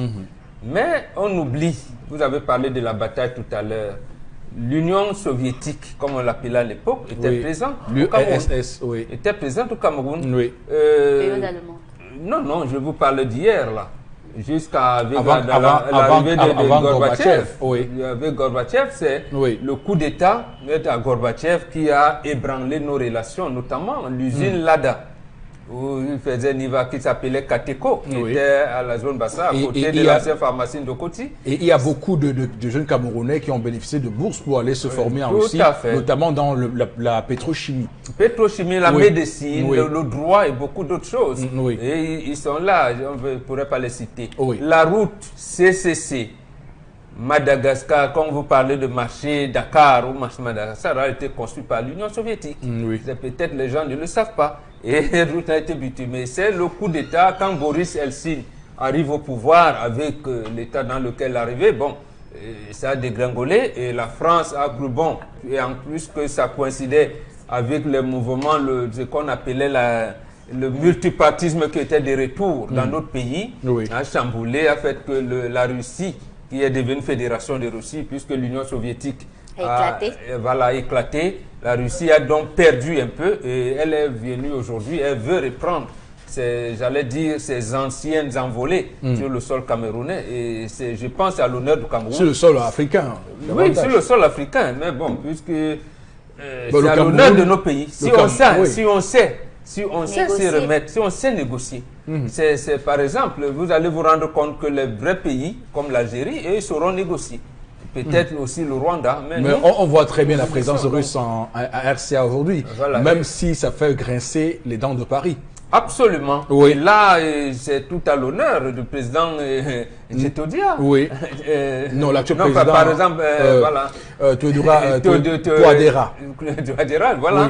Par exemple, lui, il a su. Parce que lorsque on a constaté les enquêtes de l'ONUsienne, voir comment les militaires des Nations Unies sont en train de faire l'exploitation, bon, attends, il dit, et que la France a exigé le départ du Sud, par exemple, et il a dit, mais quelle nation alternative nous pouvons prendre pour calmer les ardeurs de la France? D'accord. Il a fait appel à la Russie. Et alors, deux questions. Comment donc tirer profit de cette relation avec la Russie pour nos États africains? Et l'autre question, c'est comment comprendre l'offensive désormais, on va dire, affirmée de la Russie. Vous avez évoqué l'époque URSS, mais on voit qu'il y a une nouvelle offensive. On l'a vu en Syrie, avec Bachar al-Assad, on le voit aujourd'hui au Venezuela, avec Nicolas Maduro. Comment comprendre cette nouvelle offensive? Justement, vous avez à côté de ce qu'on appelle le sommet des 7 ou alors des 20, ils ont créé le BRIC. Oui. Voilà, le Brésil, la Russie, l'Inde et la Chine. Oui, les émergents. Donc voilà, et vous savez que là, la Chine tient le haut du trajet en leur disant « je veux construire l'axe tal ». Et la Russie maintenant, là, dans une configuration géopolitique où il ne voudrait pas laisser les Américains ou alors les Occidentaux prendre tout. Il appartient donc à notre État de jouer sur sa souveraineté dont on nous clame tant. Lorsque Tibor Nagui arrive, on dit « ah, on est un État, on est souverain ». Lorsque l'ambassadeur américain dit « vraiment, nous voulons que, dit à présent, il y a Nelson Mandela, George Washington, inspirez-vous de lui. Oh, il fait quoi chez nous ?» On attend donc maintenant que le chef de l'État ne fasse plus ce qu'il avait fait. Il avait commis une erreur en 1983. Parce que lorsque, dans ses batailles contre le président Ahidjo, il fait une visite en Allemagne où il prononce un discours que tout le monde avait soutenu à l'époque, en disant le Cameroun n'est pas la chasse gardée d'un pays, d'une nation. Mais le drame, c'est que quelques ans après, Mitterrand sort des gros muscles et il nous ramène à être son élève. Voilà, aujourd'hui, il doit tenir le même discours et mettre des 4 fers au pied pour que, effectivement, les grandes puissances viennent au Cameroun et investir. Ok, oui, Chalamel. Monsieur Eric Fopoussi, j'apprécie votre langage, hein, ça c'est la géostratégie et tout. Mais la question que vous devez vous poser, c'est qu'est-ce que les Camerounais gagnent dans tout cela, monsieur Eric Fopoussi? On a la Chine, on a la France, on a les USA, on a la Russie, on a l'Allemagne, on a le Japon, on a la Corée. 8. Les diamants de Mobile. Le nickel et le cobalt, les ceci et les cela. Mais monsieur Eric Fopoussi. Et au dernier pilier, on a les pilleurs de ce pays, les détourneurs de ce pays. Les Camerounais bénéficient quoi? Tous les jours on chante, association, coopération, Turquie, ceci. Qu'est-ce que nous, Camerounais, on gagne des bourses d'études, c'est ce dont on a besoin? Ou vous allez vous former, vous revenez au Cameroun, ça vous sert à quoi? Vous revenez avec les diplômes, ça vous sert à quoi? Les Camerounais ne parviennent pas à bénéficier d'une énergie. Mais le sous-sol camerounais est en train d'être pillé. On a fini de piller le sol camerounais. Maintenant, on a attaqué le sous-sol.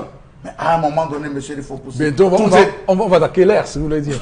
Oui, monsieur, il faut pousser, nous n'avons plus rien. Posez la question à vos chefs d'État. On est en train de brader le Cameroun. Toutes ces histoires, c'est en braderie du Cameroun.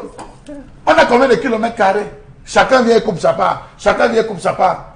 Un ministre s'est levé pour nous dire que laissez-nous, le chef de l'État aime tellement ce pays que les réserves du sous-sol, c'est pour les générations futures. À l'époque, on disait on vivait avec le pétrole. On se battait avec l'essence. Aujourd'hui, on est passé aux énergies renouvelables. On parle de voitures électriques. Le pétrole va nous servir à quoi bientôt? Qu'il donne pour nous, on mange. Donc, ce que vous voulez dire, c'est que la Russie veut la même chose que les autres. Mais vous pensez qu'elle vient faire quoi? Elle n'est pas venue en balade quand même. Elle est venue s'amuser, monsieur il faut pousser. Elle n'est pas venue s'amuser. Donc arrêtons de nous parler de ces coopérations. Permettons aux Camerounais de vivre. Nous sommes au 40e siècle, on se bat pour manger le poisson, monsieur il faut pousser. Faites le tour au marché pour regarder comment les mamans peinent. Il faut chaque vous de regardez comment les mamans peinent pour acheter ne serait-ce qu'un kilo de riz. La Russie va venir favoriser, on va manger le riz convenablement au pays, monsieur il faut pousser. On arrête ça. Permettons aux Camerounais de vivre. Laissez-nous ces coopérations bidon. Ça ne nous aide en rien. On a suffisamment de dettes. Les 75 milliards des ordinateurs, on n'a pas pu payer. On a suffisamment de dettes. Permettez aux Camerounais de vivre. Mais on permet comment, Charles Hamel? Si il y a des ressources, monsieur, il faut pousser. Il y a des ressources. Il faut que les Camerounais s'en prennent à leur dirigeants. On a donné le nickel, le cobalt, c'est combien d'années? On a donné les diamants, c'est combien? Mais vous vous rendez compte qu'à la Corée, on dit à la Corée, tu viens perforer. Tu récupères, tu vas traiter, tu transportes, tu transportes, tu traites, tu découpes, tu façonnes, tu vends et tu ne nous donnes que 20%. Quand même. Il fait d'abord foi. Quand même, arrêtons ça. Il fait d'abord foi en Russie là jusqu'à. Tu sais même là-bas. Plus précisément à Moscou. Je ne parle pas. Pour le moment, il n'y a pas Moscou en Russie. J'étais à Moscou en Russie. Il faut poser mes regards. Il fait d'abord foi en Russie jusqu'à. J'ai ma copine qui est partie, elle est en Russie, elle manque au Canada. Tu crois qu'on ne connaît pas? Je connais où tu es en Russie, ma chérie. Hein? Il est là rentré, Karim. Il est venu causer à mon poste qu'il est rentré. Bientôt. Bientôt, il rentre. Ok. Non, dis-moi ce que tu veux, comme ça, je vais lui transmettre. Non, dis-moi ce que tu avais dit, mon père, comme ça, demain, il transmet le message, il voyage. Ok, mais dis-lui que la Russie qui vient doit aider le Cameroun à nous enlever la France. Papa. Cher, attends, on ne peut pas dire lui, russien, non? Non, cher russe. Voilà. Le français est élastique. Cher russe. Ici, là, non, nous, on a un problème d'électricité. C'est noté, non, mon père, ça peut se faire. Oui, tout à fait. Il y a les malades dans les hôpitaux qui souffrent. Les routes ont pondu des trous dans mon pays, au Cameroun. Là-bas où il y a les péages, en allant vers l'ouest, là, il y a tous les trous. Où on cherche, où on donne de l'argent, c'est où c'est gâté. L'argent pour arranger nos routes, c'est où c'est gâté. Ici au Cameroun, il y a trop les braqueurs. Les gars braquent partout. Il y a encore l'autre phénomène. La vie chère et l'autre phénomène maintenant, le viol. On a même agressé les ambassadeurs qui faisaient le sport. Sauvez-nous pour le viol. On ne peut que violer. Les enfants de 6 mois, on viole au marché central. Les enfants d'un an. Ce matin au Carrefour à Rio, on a violé une fille de 9 ans. Donc papa, venez nous sortir de cette situation. On a assez de problèmes comme ça. Il faut encore voir, venez pour qu'on essaie de voir comment on peut faire pour combattre les violeurs. D'accord, très bien. Alors, nous sommes fatigués au viol. Je dois juste dire à ceux qui nous regardent actuellement que vous avez soulevé plusieurs questions sur ce plateau via cette coopération russe-Afrique. On va dire que ce qui est important, c'est que nous puissions, nous, Africains, changer de paradigme lorsqu'on est en coopération avec ces pays-là. Absolument. Que nous sachions jouer notre jeu et que nous puissions vraiment tirer avantage pour que nos peuples puissent avoir un bénéfice. Parce que au final, si on est dans une dynamique, comme vous l'avez dit, Jalamel, de braderie de nos ressources naturelles, ça ne sert vraiment à rien. Il y a une question de transfert des technologies. La Russie a beaucoup de technologies. La Russie est une nation, est une grande puissance, donc qui est à la pointe de la technologie. On pourra profiter. L'armement, ils sont très forts en armement. On pourra profiter. Électronique aussi, ils sont très forts. Donc on pourrait sur les satellites et tout ce qu'on peut imaginer comme exploration spatiale, ils pourraient nous aider, nous aussi, à avoir nos propres satellites. Je pense que d'autres pays, le Kadhafi a voulu qu'on fasse ça, mais on l'a tué. On pourrait profiter pour en avoir. C'est là où je voulais en venir. Il faut que l'autre chef d'État, qu'on y sache dans un certain âge, qu'il accepte que notre ancien partenaire, s'il veut lui faire un coup d'État, qu'il fasse un coup d'État, mais qu'il sache, et il le sait d'ailleurs, que les relations diplomatiques n'ont pas de philanthropie. Il n'y a pas de philanthropie. Il y a un ancien maire à l'Est qui est en prison aujourd'hui, précisément parce qu'il a voulu faire ce que Foposi Negou dit. Il demande au Premier ministre, mais moi je veux le transfert de technologie. On commence à lui faire des enquêtes. Même l'enquête, parce que le juge d'instruction qui a mené cette enquête a signé un non-lieu. Mais on a dit non, le juge a même été affecté, on l'a mis en prison. C'est un ancien ministre, mais le moment viendra, on va citer son nom. Donc, pour dire que le cobalt et le nickel de Lomé, il faut faire le transfert de technologie. Le diamant de Mobilon, qu'on signe, qu'on donne aux Coréens pour une exploitation 25 ans, et renouvelable tous les 10 ans jusqu'à le drame, c'est que c'est l'État du Cameroun qui dit, vous allez nous donner 10% parce que c'est dans notre sol. Oui, c'est et 10% oui. Et ce sont les Coréens qui vous disent que bon, le diamant que nous avons prélevé là-bas en février, c'est de quel type? C'est eux qui vous disent quel type de diamant ils ont pris, et comment ils vont le vendre, et tout ça. D'accord. Donc nous sommes vraiment, comme on dit, de Maët, Chivel et Boutoukou. Voilà, État Boutoukou. Alors on va tout de suite prendre l'autre information, Karine Sontia, pour avancer dans cette revue des réseaux sociaux. La mairie de Douala 5e accuse la communauté urbaine de Douala de démission dans cet arrondissement.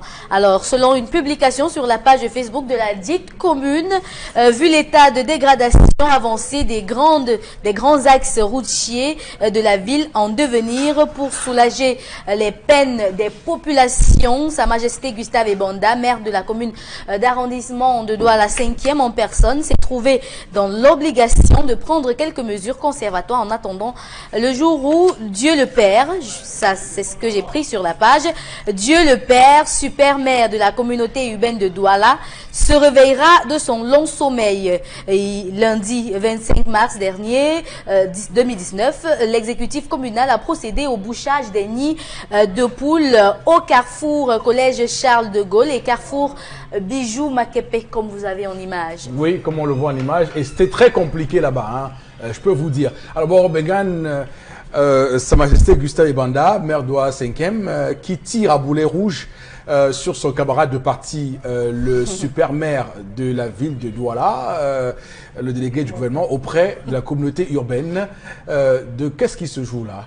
Je ne suis pas habitué des réseaux sociaux, mais pour une fois, j'ai lu ça sur la page Facebook de la mairie de Douala 5e hier. Ça m'a amusé. Oui. Ça m'a amusé parce que c'est lui qui s'est réveillé. Oui, le docteur Antonin est réveillé depuis des millénaires. C'est lui, justement, qui n'a pas voulu suivre. Pour une fois, j'apprécie les visées de la mère, Madame Denise Fambou. Oui. Elle a été pratiquement le seul maire de revendiquer un certain nombre j'allais dire, de commodités dans l'exercice de sa fonction de maire. Et les autres maires regardaient comme s'ils étaient dans une pièce de théâtre. Donc si aujourd'hui le maire Ebanda veut suivre, qu'il laisse donner tranquille. Parce que le délégué du gouvernement est droit dans ses bottes. C'est quelqu'un qui piétine les textes et règlements de la République, il fait ce qu'il veut. Donc lui, il est un élu, le maire Ebanda. Bon, s'il attendait que le non-élu vienne lui dire, auprès des populations, tant pis pour lui. Bon, heureusement, il s'est réveillé. Et avant les grandes pluies, il pourra quand même boucher quelques trous. Mais en continuant, oui, tout à fait. Félicitations, monsieur le maire, parce que lui-même, il a fait une descente sur le terrain. Donc, bravo, mon père. Félicitations. Alors, Chalamel, est-ce que quand même, ça ne frise pas une opération électoraliste? Mais c'est ça. Vous attendez à quoi? Mais c'est ça. Donc, c'est ça. C'est ça. Et pour attirer l'attention, il faut bien piquer un peu pour qu'on parle. Donc on attaque la communauté urbaine un peu pour piquer, on dit ah voilà. Donc réalisez-moi parce que ce qui se passe là depuis... C'est lui, c'est son problème, c'est pas le mien. Ce n'est pas le mien, c'est lui qui dort. Donnez-moi juste la force, je demande vos suffrages, je ferai mieux. Monsieur il faut pousser, je pense, je prends Lambombo à témoin. Dans les années 80-90, on n'avait pas besoin d'attendre la mairie. Dans chaque quartier, il y avait ce qu'on appelait des associations de jeunes de quartier. Lorsqu'on se rendait compte que les axes routiers étaient dommagés, les axes principaux du quartier, on a arrangé ce qu'on appelait l'investissement humain du quartier. On sortait les brouettes de la maison, on venait bâcher, on défrichait les abords des routes. On n'avait pas besoin d'attendre la mairie. On n'avait pas besoin d'attendre les exécutifs communaux. Les gens, les jeunes travaillaient avec toute la volonté, qui avait même l'ouverture des rigoles, M. Eric Fopoussi. Bien qu'après, récupérer cela. C'est tombé dans les Sissongo. Aujourd'hui, M. Eric Fopoussi, vous avez fait un tour dans la 5e. Je veux bien qu'après le voir à haute tension, Bédi. Je veux bien le voir à la station Coton MRS, à la station Coton, MRS Coton, permettez-moi de citer sans publicité, où il y a un cratère, un énorme cratère à Coton. Monsieur, il faut possible, vous ne pouvez pas imaginer ce qu'il y a de ce côté. Que monsieur le maire Gustave Mbadaba Creuset va rembler ça avec les camions. Là, il faut au moins 17 à 18 ou peut-être même 50 camions de Poutolak qu'il faut verser là-bas. Qui ne se contente pas de boucher des trous superficiels, monsieur Fopoussi. Ça, c'est les nids de pigeons. Ça, c'est les nids de pigeons qu'il est parti fermer. Il y a des nids de mammouth qu'il faut aller fermer de ce côté, monsieur Fopoussi. Donc, j'estime que ce qu'il a fait, c'était pour taper l'œil et je multiplie ça pour moi par 0. Il y a à faire dans la 5e, monsieur Fopoussi. Par rapport à cette mairie, c'est quand même amusant parce que on voit tout un maire qui, après 5 ans de mandat, s'élève au mandat qui a été ajouté pour bourrer la chaussée qui a été où il y a les dégradés depuis peut-être 3 ans ou 4 ans. En principe, très amusant. Ce n'est pas à lui de le faire, c'est le délégué de gouvernement.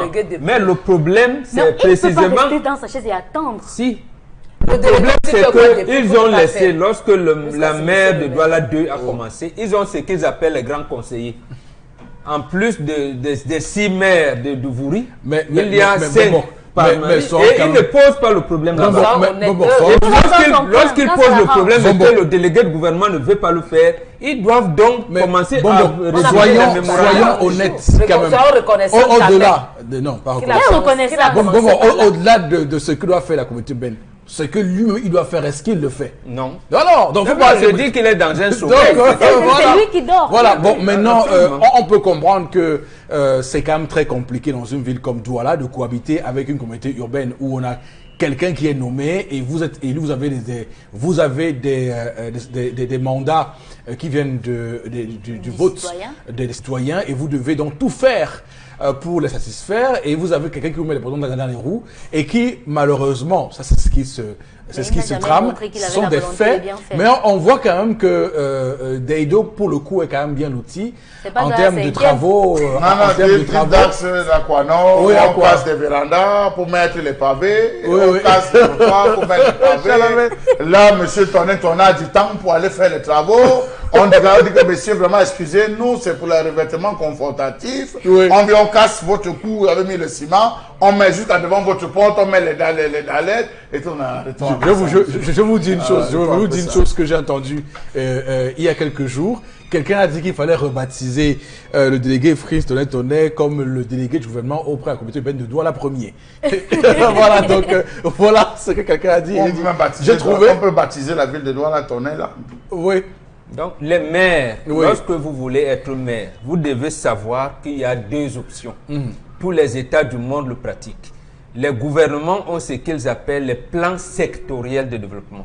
Et les maires, les conseillers municipaux ont les plans d'urgence de développement. Donc, eux, ils ont approche des populations. Vous pouvez, un matin, on vous dit, il y a une inondation, vous devez aller là, c'est l'urgence, la mairie c'est dans l'urgence. Mais après avoir étudié le truc, mais quand vous êtes élu maire et vous attendez que le gouvernement fasse son plan sectoriel de développement, vous allez attendre tout le mandat. D'accord. Et rien ne sera fait. Très bien. Alors, on va terminer cette revue des réseaux sociaux, Karine. Alors, après les récentes pluies qui sont abattues sur la ville de Douala, les internautes ont publié sur les réseaux sociaux le nouveau pont, des images du nouveau pont sur le Vouri, complètement submergé par les eaux. Les internautes aussi se questionnent sur le début des pluies. Comment est-ce qu'en plein début de pluie, on assiste déjà à cela? Alors, qu'en sera-t-il lorsque nous serons véritablement en pleine saison d'inondation? Alors, d'autres images ont été publiées refutant cette inondation partielle de la chaussée était observable sur environ 10 mètres. Approchée par les sources, certaines sources d'entreprises Sogea sont mobilisées pour le curage des caniveaux à affirmer, je cite, « Allez auprès de l'équipe qui cure les caniveaux et vous constaterez vous-même les déchets solides et les déchets solides ont bouché les caniveaux et les conduites d'eau, d'après le chef des travaux. Mauvaise gestion des ordures ménagères et autres déchets solides par les populations environnantes. Ça, ce sont les causes de cette inondation sur le pont du Vouri. Le deuxième pont. Qui habite dans la... Chalamel, avant qu'on ne commence à tirer, à sortir la mitraillette, moi je voudrais juste te dire quelque chose de très intéressant. Et ça, c'est peut-être l'incompréhension qu'il y a. Je pense qu'il faut qu'on cherche à savoir ce qui se passe réellement. Est-ce qu'il s'agit là d'un défaut de construction de ce pont sur le Vouri? Ça, c'est la première hypothèse.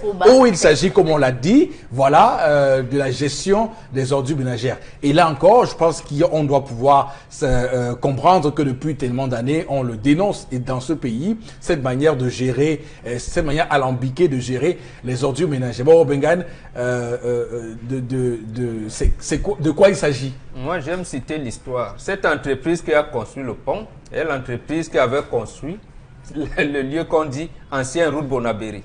Et à l'époque, dès les premières pluies, il y a eu des nids de poules. Oui. Et je ne sais pas si jusqu'à aujourd'hui, la communauté urbaine a réceptionné cette route. Donc, la même entreprise vient construire le pont. Sur quelle base? En fait, ce n'est pas eux qui devaient construire le pont. Ça leur a été imposé.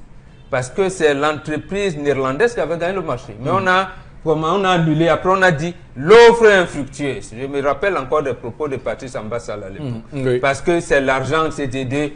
Et je me rappelle également, avant l'emprisonnement de l'ancien délégué de gouvernement, Tondé Koto, il y a un Français, de l'agence française de coopération, lui dit, chez nous, lorsqu'on veut donner des instructions, on met l'argent sur la table. J'étais à cette réunion. Est-ce qu'on peut voir les images Il lui dit, mais attends, donc Tondé Koto ne pouvait pas décider puisqu'il n'a pas mis l'argent sur la table. Donc vous voyez, et on dit, on vient passer, c'est le fonds CDD, il faut confier ça aux entreprises françaises. D'accord. Voilà, c'est le pont nouvellement construit sur le Vouri. Oui. La superposition, ce n'est pas bon, la superposition sur l'ancien pont. Voilà, que l'ingénieur, moi j'interpelle le ministre Nganou Djoumessi, c'est lui l'ingénieur de l'État. Qu'il vienne, a-t-il déjà réceptionné? Je pense que non. Il avait laissé ouvert pour la fluidité. Mais qu'il ait donc la possibilité de leur demander de refaire. D'accord, ok. Alors, Chalamel, je veux dire, sincèrement, on va peut-être aussi, parce que le justificatif que donne l'entreprise, c'est que c'est les ordures ménagères qui bouchent les canaux. Donc, ils disent qu'ils ont fini de déboucher. Donc, on va attendre les prochaines pluies pour vérifier s'il n'y a pas inondation. Monsieur Rifo Poussi, la longueur de ce pont fait combien de kilomètres? 65. Combien de kilomètres? 0,65. Entre les deux, c'est-à-dire l'entrée et la sortie, monsieur Rifo Poussi, y a-t-il des domiciles? Je n'ai pas vu. Y a-t-il un seul domicile, monsieur Eric Fopoussi, au niveau de l'entrée? Peut-on prendre des ordures? Il y a les vendeurs. Vraiment, les vendeurs de produits. Sur le pont. Non, sur le pont. Le pont qu'on a construit, il n'y a pas de vendeurs. Monsieur Eric Fopoussi, c'est des balivernes qu'on sait, pensant qu'on a affaire à des enfants d'1 an et demi. Même les enfants d'1 an et demi ne sont pas si ensommeillés, ne sont pas si endormis que ça. Ils ont raté ce pont, monsieur Eric Fopoussi. Ils ont échoué sur la construction de ce pont. Moi-même, la pluie m'a surpris à ce niveau, monsieur Fopoussi. La pluie m'a surpris, je confirme. Vous pataugez? Je confirme. Non, monsieur vous avez pataugé. Je confirme, on a goûté à cette eau, c'est inondé à ce niveau. Je confirme. Dieu merci, on n'a pas encore connu les pluies de 2 à 3 jours. Le jour qu'on aura les pluies de 2 à 3 jours, je suis sûr que les gens ne traverseront pas ce pont, monsieur Fopoussi. Savez-vous qu'à un niveau, même sur l'ancien pont, sur la route de Douala, la sortie, là, on a fermé l'axe du milieu, l'axe central, on a fermé des deux côtés. Pour quel justificatif allez savoir? Donc, monsieur Fopoussi, quand les gens échouent, qu'ils aient le courage de dire qu'ils ont échoué. Quand vous regardez ce pont superposé, en dessous, il y a des habitations. On pouvait faire des canalisations, qui jettent tout ça dans le Vouri. On pouvait faire des canalisations qui jettent tout ça dans le Vouri, qui jettent cette eau dans le Vouri. Non, Chalamel, c'est que on se rend compte vraiment que nous sommes dans un Wandalfoukistan qui ne dit pas son nom. Je veux dire que comment les gars peuvent avoir le courage de prendre un tel justificatif? Les ordures ménagères. Les ordures ménagères. C'est pas possible. Les gens, il y a qui se mettent des glissement de poubelles. Glissement de poubelles. Voilà. On explique tout. On va attendre parce que comme ça commence comme ça c'était les projets structurants. On va voir comment seront les stades, parce que pour l'instant, on n'a pas encore joué dans les stades. Parce qu'il faut bien voir que tout ce qu'on a fait depuis ce temps-là, on peut remettre en question leur fabrication, leur construction et tout ce qu'il y a comme fait. Voilà, merci beaucoup à vous, Karine, pour cette revue des réseaux sociaux. C'était très intéressant, on va dire surtout sur la fin, avec ce pont sur le Voury, cette superposition, comme l'a dit Charles Hamel, de pont sur le Voury. Malheureusement, on le voit très bien, ce n'est qu'un pont de nom, puisque lorsqu'il pleut, l'eau donc inonde.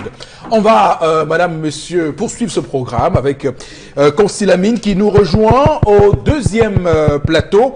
Dernière semaine de réduction des prix au magasin 1001 tapis, on va dire prix spéciaux avec vous ce matin, Consilamine. Bonjour. Oui, bonjour Eric, bonjour à tous les clients du concept Salaka. Alors, question, y a-t-il la possibilité de faire des réservations?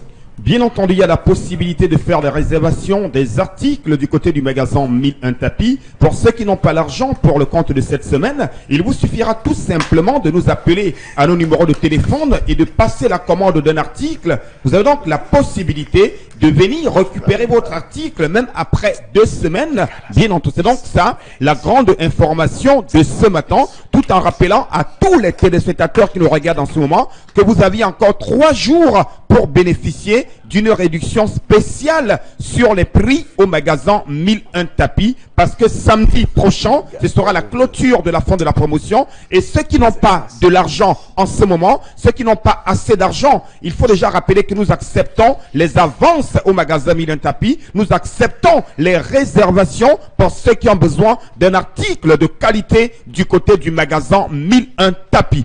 Nous allons tout de suite démarrer la vente de ce matin avec un magnifique robot mixeur 2 balles. Vous le connaissez déjà, je vous le rappelle, pour ceux qui en ont déjà, pour ceux qui n'en ont pas, c'est donc l'occasion plus que jamais d'acheter un robot mixeur 2 balles. Il est neuf dans le carton avec garantie. Vous le retrouverez ailleurs à plus de 20 000 francs, mais au concept Salaka étant le représentant exclusif de cette marque qui vous est vendue du côté du magasin 1001 tapis, nous vous laissons ce magnifique robot mixeur à 11 500 francs. Vous ne retrouverez cela nulle part ailleurs. Un robot mixeur qui écrase non seulement les condiments secs, les condiments frais, ainsi que les fruits. Vous l'avez à 11 500 francs au magasin 1001 tapis. À côté, bien sûr, du robot mixeur 2 balles, on a ce magnifique fer à vapeur. Il est non seulement costaud, il est puissant, il est élégant, il est stylé, il repasse très bien, même à distance. Ce fer à repasser assure le repassage. Vous l'avez à 8 500 francs du côté du magasin 1001 tapis. C'est l'occasion plus que jamais de l'avoir. La grande innovation, la grande nouveauté, ce sont les couvre-bouteilles. Oui, après avoir bu le vin, on n'a pas terminé son vin, on n'a pas terminé son jus, on n'a pas terminé sa bière, alors que de laisser c'est-à-dire la bouteille ouverte, on va tout simplement la protéger avec un couvre-bouteille. On a également des porte-culs automatiques et 3 morceaux de savon à 4 500 francs du côté du magasin 1001 tapis. La suite nous conduit à l'instant à un magnifique laptop Core de Dio. Vous l'avez à 62 500 francs. Oui, il est de qualité supérieure. Avec garantie, vous l'avez à 62 500 francs. Core de Dio, 80 Go de disque dur, 2 Go de RAM, lecteur et graveur DVD, Wi-Fi à 62 500 francs, avec la possibilité de faire des avances, de payer bindi petit à petit pour ceux qui n'ont pas assez d'argent. La bouilloire pour bouillir de l'eau. Oui, ça bouillit bien de l'eau en moins d'1 minute. On a de l'eau chaude à 7 500 francs. Une bouilloire en inox au magasin 1001 tapis. Livraison dans tout le Cameroun et dans certains pays africains. Les ordinateurs de bureau, c'est un ordinateur complet de marque HP, de marque Dell, de marque Lenovo. Vous l'avez à 42 500 francs avec unité centrale, clavier, lecteur DVD, 42 500 francs. Tout de suite, ceux qui veulent danser, la fête de Pâques approche, pour danser à la maison, pour célébrer les baptêmes, pour écouter la radio Equinox, vous avez un woofer à 24 000 francs. Il a un son laser, un son numérique. Il prend la clé USB, la carte mémoire, vous l'avez à 24 000 francs jusqu'au samedi 30 mars 2019. Les régulateurs de tension numérique, vous les avez à partir de 15 000. Évitez d'acheter n'importe quoi. Commandez au concept Salaka, c'est la qualité, la garantie et les meilleurs prix. Régulateur de tension numérique à partir de 15 000 francs pour sécuriser vos congélateurs et tous vos appareils. Laptop Core i5 pour nos amis ingénieurs, pour nos amis infographes, pour nos amis topographes, pour les communicateurs, les journalistes et même les bensikineurs. Vous avez un Core i5 à 120 000 francs au magasin 1001 tapis.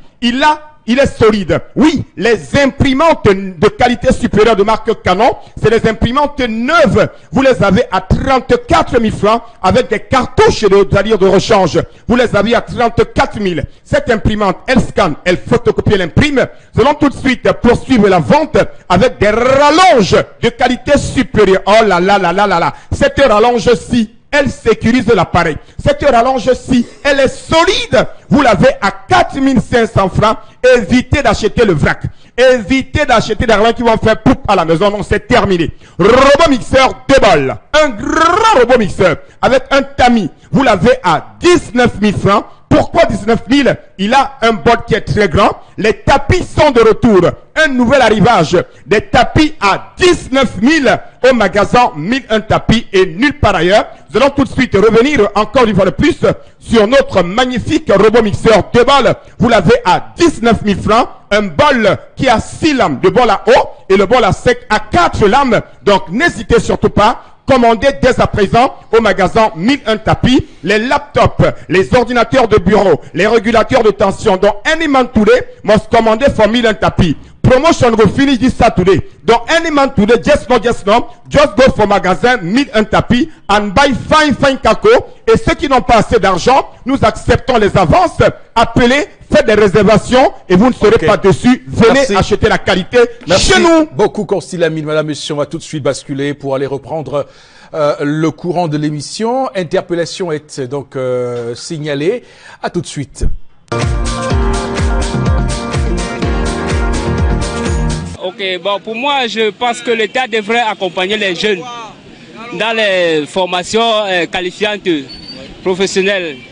Puisque plusieurs jeunes sont bloqués aujourd'hui, sont confrontés à faire le benski parce qu'ils n'ont pas assez de moyens pour aller se faire former, suivre une formation qualifiante. Raison pour laquelle nous nous trouvons tous jeunes démunis sur la moto aujourd'hui. Oui. Ce que moi je propose, c'est que l'État accompagne tous les jeunes démunis à suivre une formation qualifiante. C'est ça qui pourrait leur ouvrir les portes à un lendemain meilleur demain.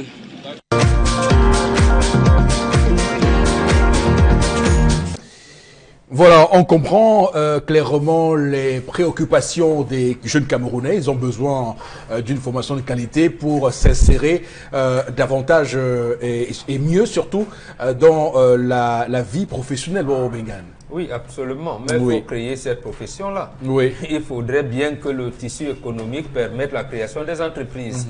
Maintenant, le niveau de formation qu'on a, puisque l'État a même abandonné l'école, là, il a raison de se plaindre, puisqu'en fait, la jeunesse doit rêver.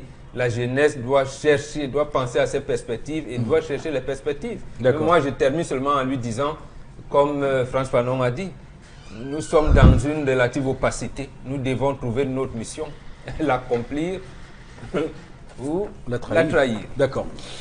On va lire des messages. Il y a beaucoup de sujets que nous avons abordés et il y a beaucoup de personnes qui réagissent également, qui font des témoignages par rapport aux inondations sur le pont du Vouri ou sur le pont en superposition du Vouri ou le deuxième pont sur le Vouri. Ça dépend de vous. Je rappelle que ce pont a 65 mètres. Allez-y, Karine. La mission de contrôle était où? Ils sont spécialisés en ponts dans le monde et non les routes. Roger de Deidou. Oui. En tout cas, il s'agit d'un... je veux dire, lorsqu'on écoute ce qui se passe, je rappelle que 2 voitures se sont noyées là-bas, hein, pour ceux qui pensent que... Ah oui, le niveau d'eau était très... Oui, 2 voitures se sont noyées. Je vous fais utiliser ce thème pour qu'on comprenne bien l'ampleur de la situation quand il pleut sur ce pont-là. Oui, allez-y, Karine. Voilà, il y a un testateur qui pose une question et dans un très très long message. Je ne sais pas comment on va y arriver. Alors, j'aimerais, si possible, que vous m'apportiez une lumière sur la question que je me pose parfois. Vous avez une boutique au bord de la route. Il y a un immense trou qui se crée sur le goudron et crée ainsi l'embouteillage et accident. Ce trou peut y faire 1 ou 2 ans sans intervention de la communauté ni du gouvernement. Mais lorsque vous prenez sur vous la charge de verser du béton pour remédier un peu à la situation, on vient vous arrêter. Oui, parce que c'est une mission régalienne de l'État. C'est tout à fait normal. Voilà. Non, monsieur, il faut pousser. C'est pas là où est le problème. Le problème se situe au niveau où le trou est existant. Mais personne ne se rend compte, on nous donne l'impression d'être au courant de ceci qu'il est présent. Lorsque vous prenez sur vous de le boucher, à l'immédiat, donc ça suppose qu'il y a une prise de conscience. Ils sont conscients des dégâts que cela cause et volontairement. Non, comment on appelle ça? Mais sauf que là, c'est une volonté d'assassinat collectif. Non, mais sauf que là, oui, nous sommes d'accord, mais sauf que l'État reste, l'État a le monopole, justement, de l'action publique. Le chef de l'État a dit plusieurs fois qu'il inscrit sa politique sur celle des pères fondateurs de ce pays. Oui. Les pères fondateurs de ce pays avaient instruit ce qu'on appelle Journée nationale d'investissement humain. Oui. Et il a laissé ça. C'est ça que Charles Hamel expliquait tout à l'heure. Donc, ça veut dire qu'en fait, que les autorités qui viennent nous empêcher, nous citoyens, de remédier à ces tout sont dans le tort. Et ça me rappelle, on a un Camerounais qu'on appelle l'homme en blanc. Je pense Dieu donné un coup. Il avait pris sur lui de faire tous les travaux nécessaires partout, Bonamoussa dit partout. Lorsque le multipartisme est arrivé, après les élections municipales de 96, quand il a refusé de se porter candidat pour un parti, on lui a demandé de ne plus jamais faire ça. En tout cas, cela obéit à une procédure. Il y avait un autre avocat qu'on appelait Camden. Si un particulier souhaite donc se substituer à l'État sur une telle mission, il y a une procédure à suivre. On ne se lève pas, c'est pas le désordre, on n'est pas dans l'anarchie. Allez-y, Karine. Les relations interpays sont généralement gagnant-gagnant. Les autorités camerounaises jusqu'à présent ne nous ont jamais présenté un avantage favorable suite aux relations construites par eux. Toutes ces relations forgées ont plus d'inconvénients que d'avantages pour le Cameroun. Je pense sincèrement que le Cameroun devrait envisager s'auto-construire et se concentrer plus précisément à la gestion et la création des entreprises. Janvier de Condéni. D'accord, allez-y, continuez à lire les messages. On va en lire quand même un maximum, tant qu'on peut, parce que les gens se plaignent qu'on ne lise pas assez de messages. On va... Oui. Voilà, ça ne vaut plus la peine de vivre au Cameroun. Basile de Douala qui nous écrit Good morning, we have a government that is unable to negotiate. I want Cameroonian to take an example from Venezuela, Russia, France, America, China are all the same. They just want to exploit our resources. From Amigo One. Voilà, merci. On va s'arrêter là malheureusement puisqu'on nous signale que le temps qui nous est imparti est totalement écoulé. Merci à toute l'équipe sur le plateau. Merci à nos équipes techniques. Merci à Emmanuel Wapi, à Cédric Chouna et à Dallas Chana. Madame, Monsieur, passez une belle journée sur notre antenne. Que Dieu bénisse le Cameroun. À demain.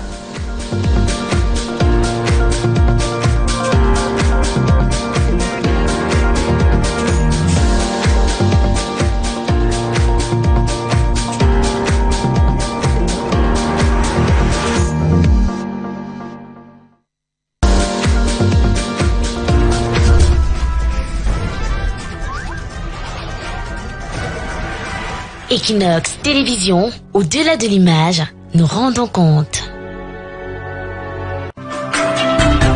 Tous les jeudis, à partir de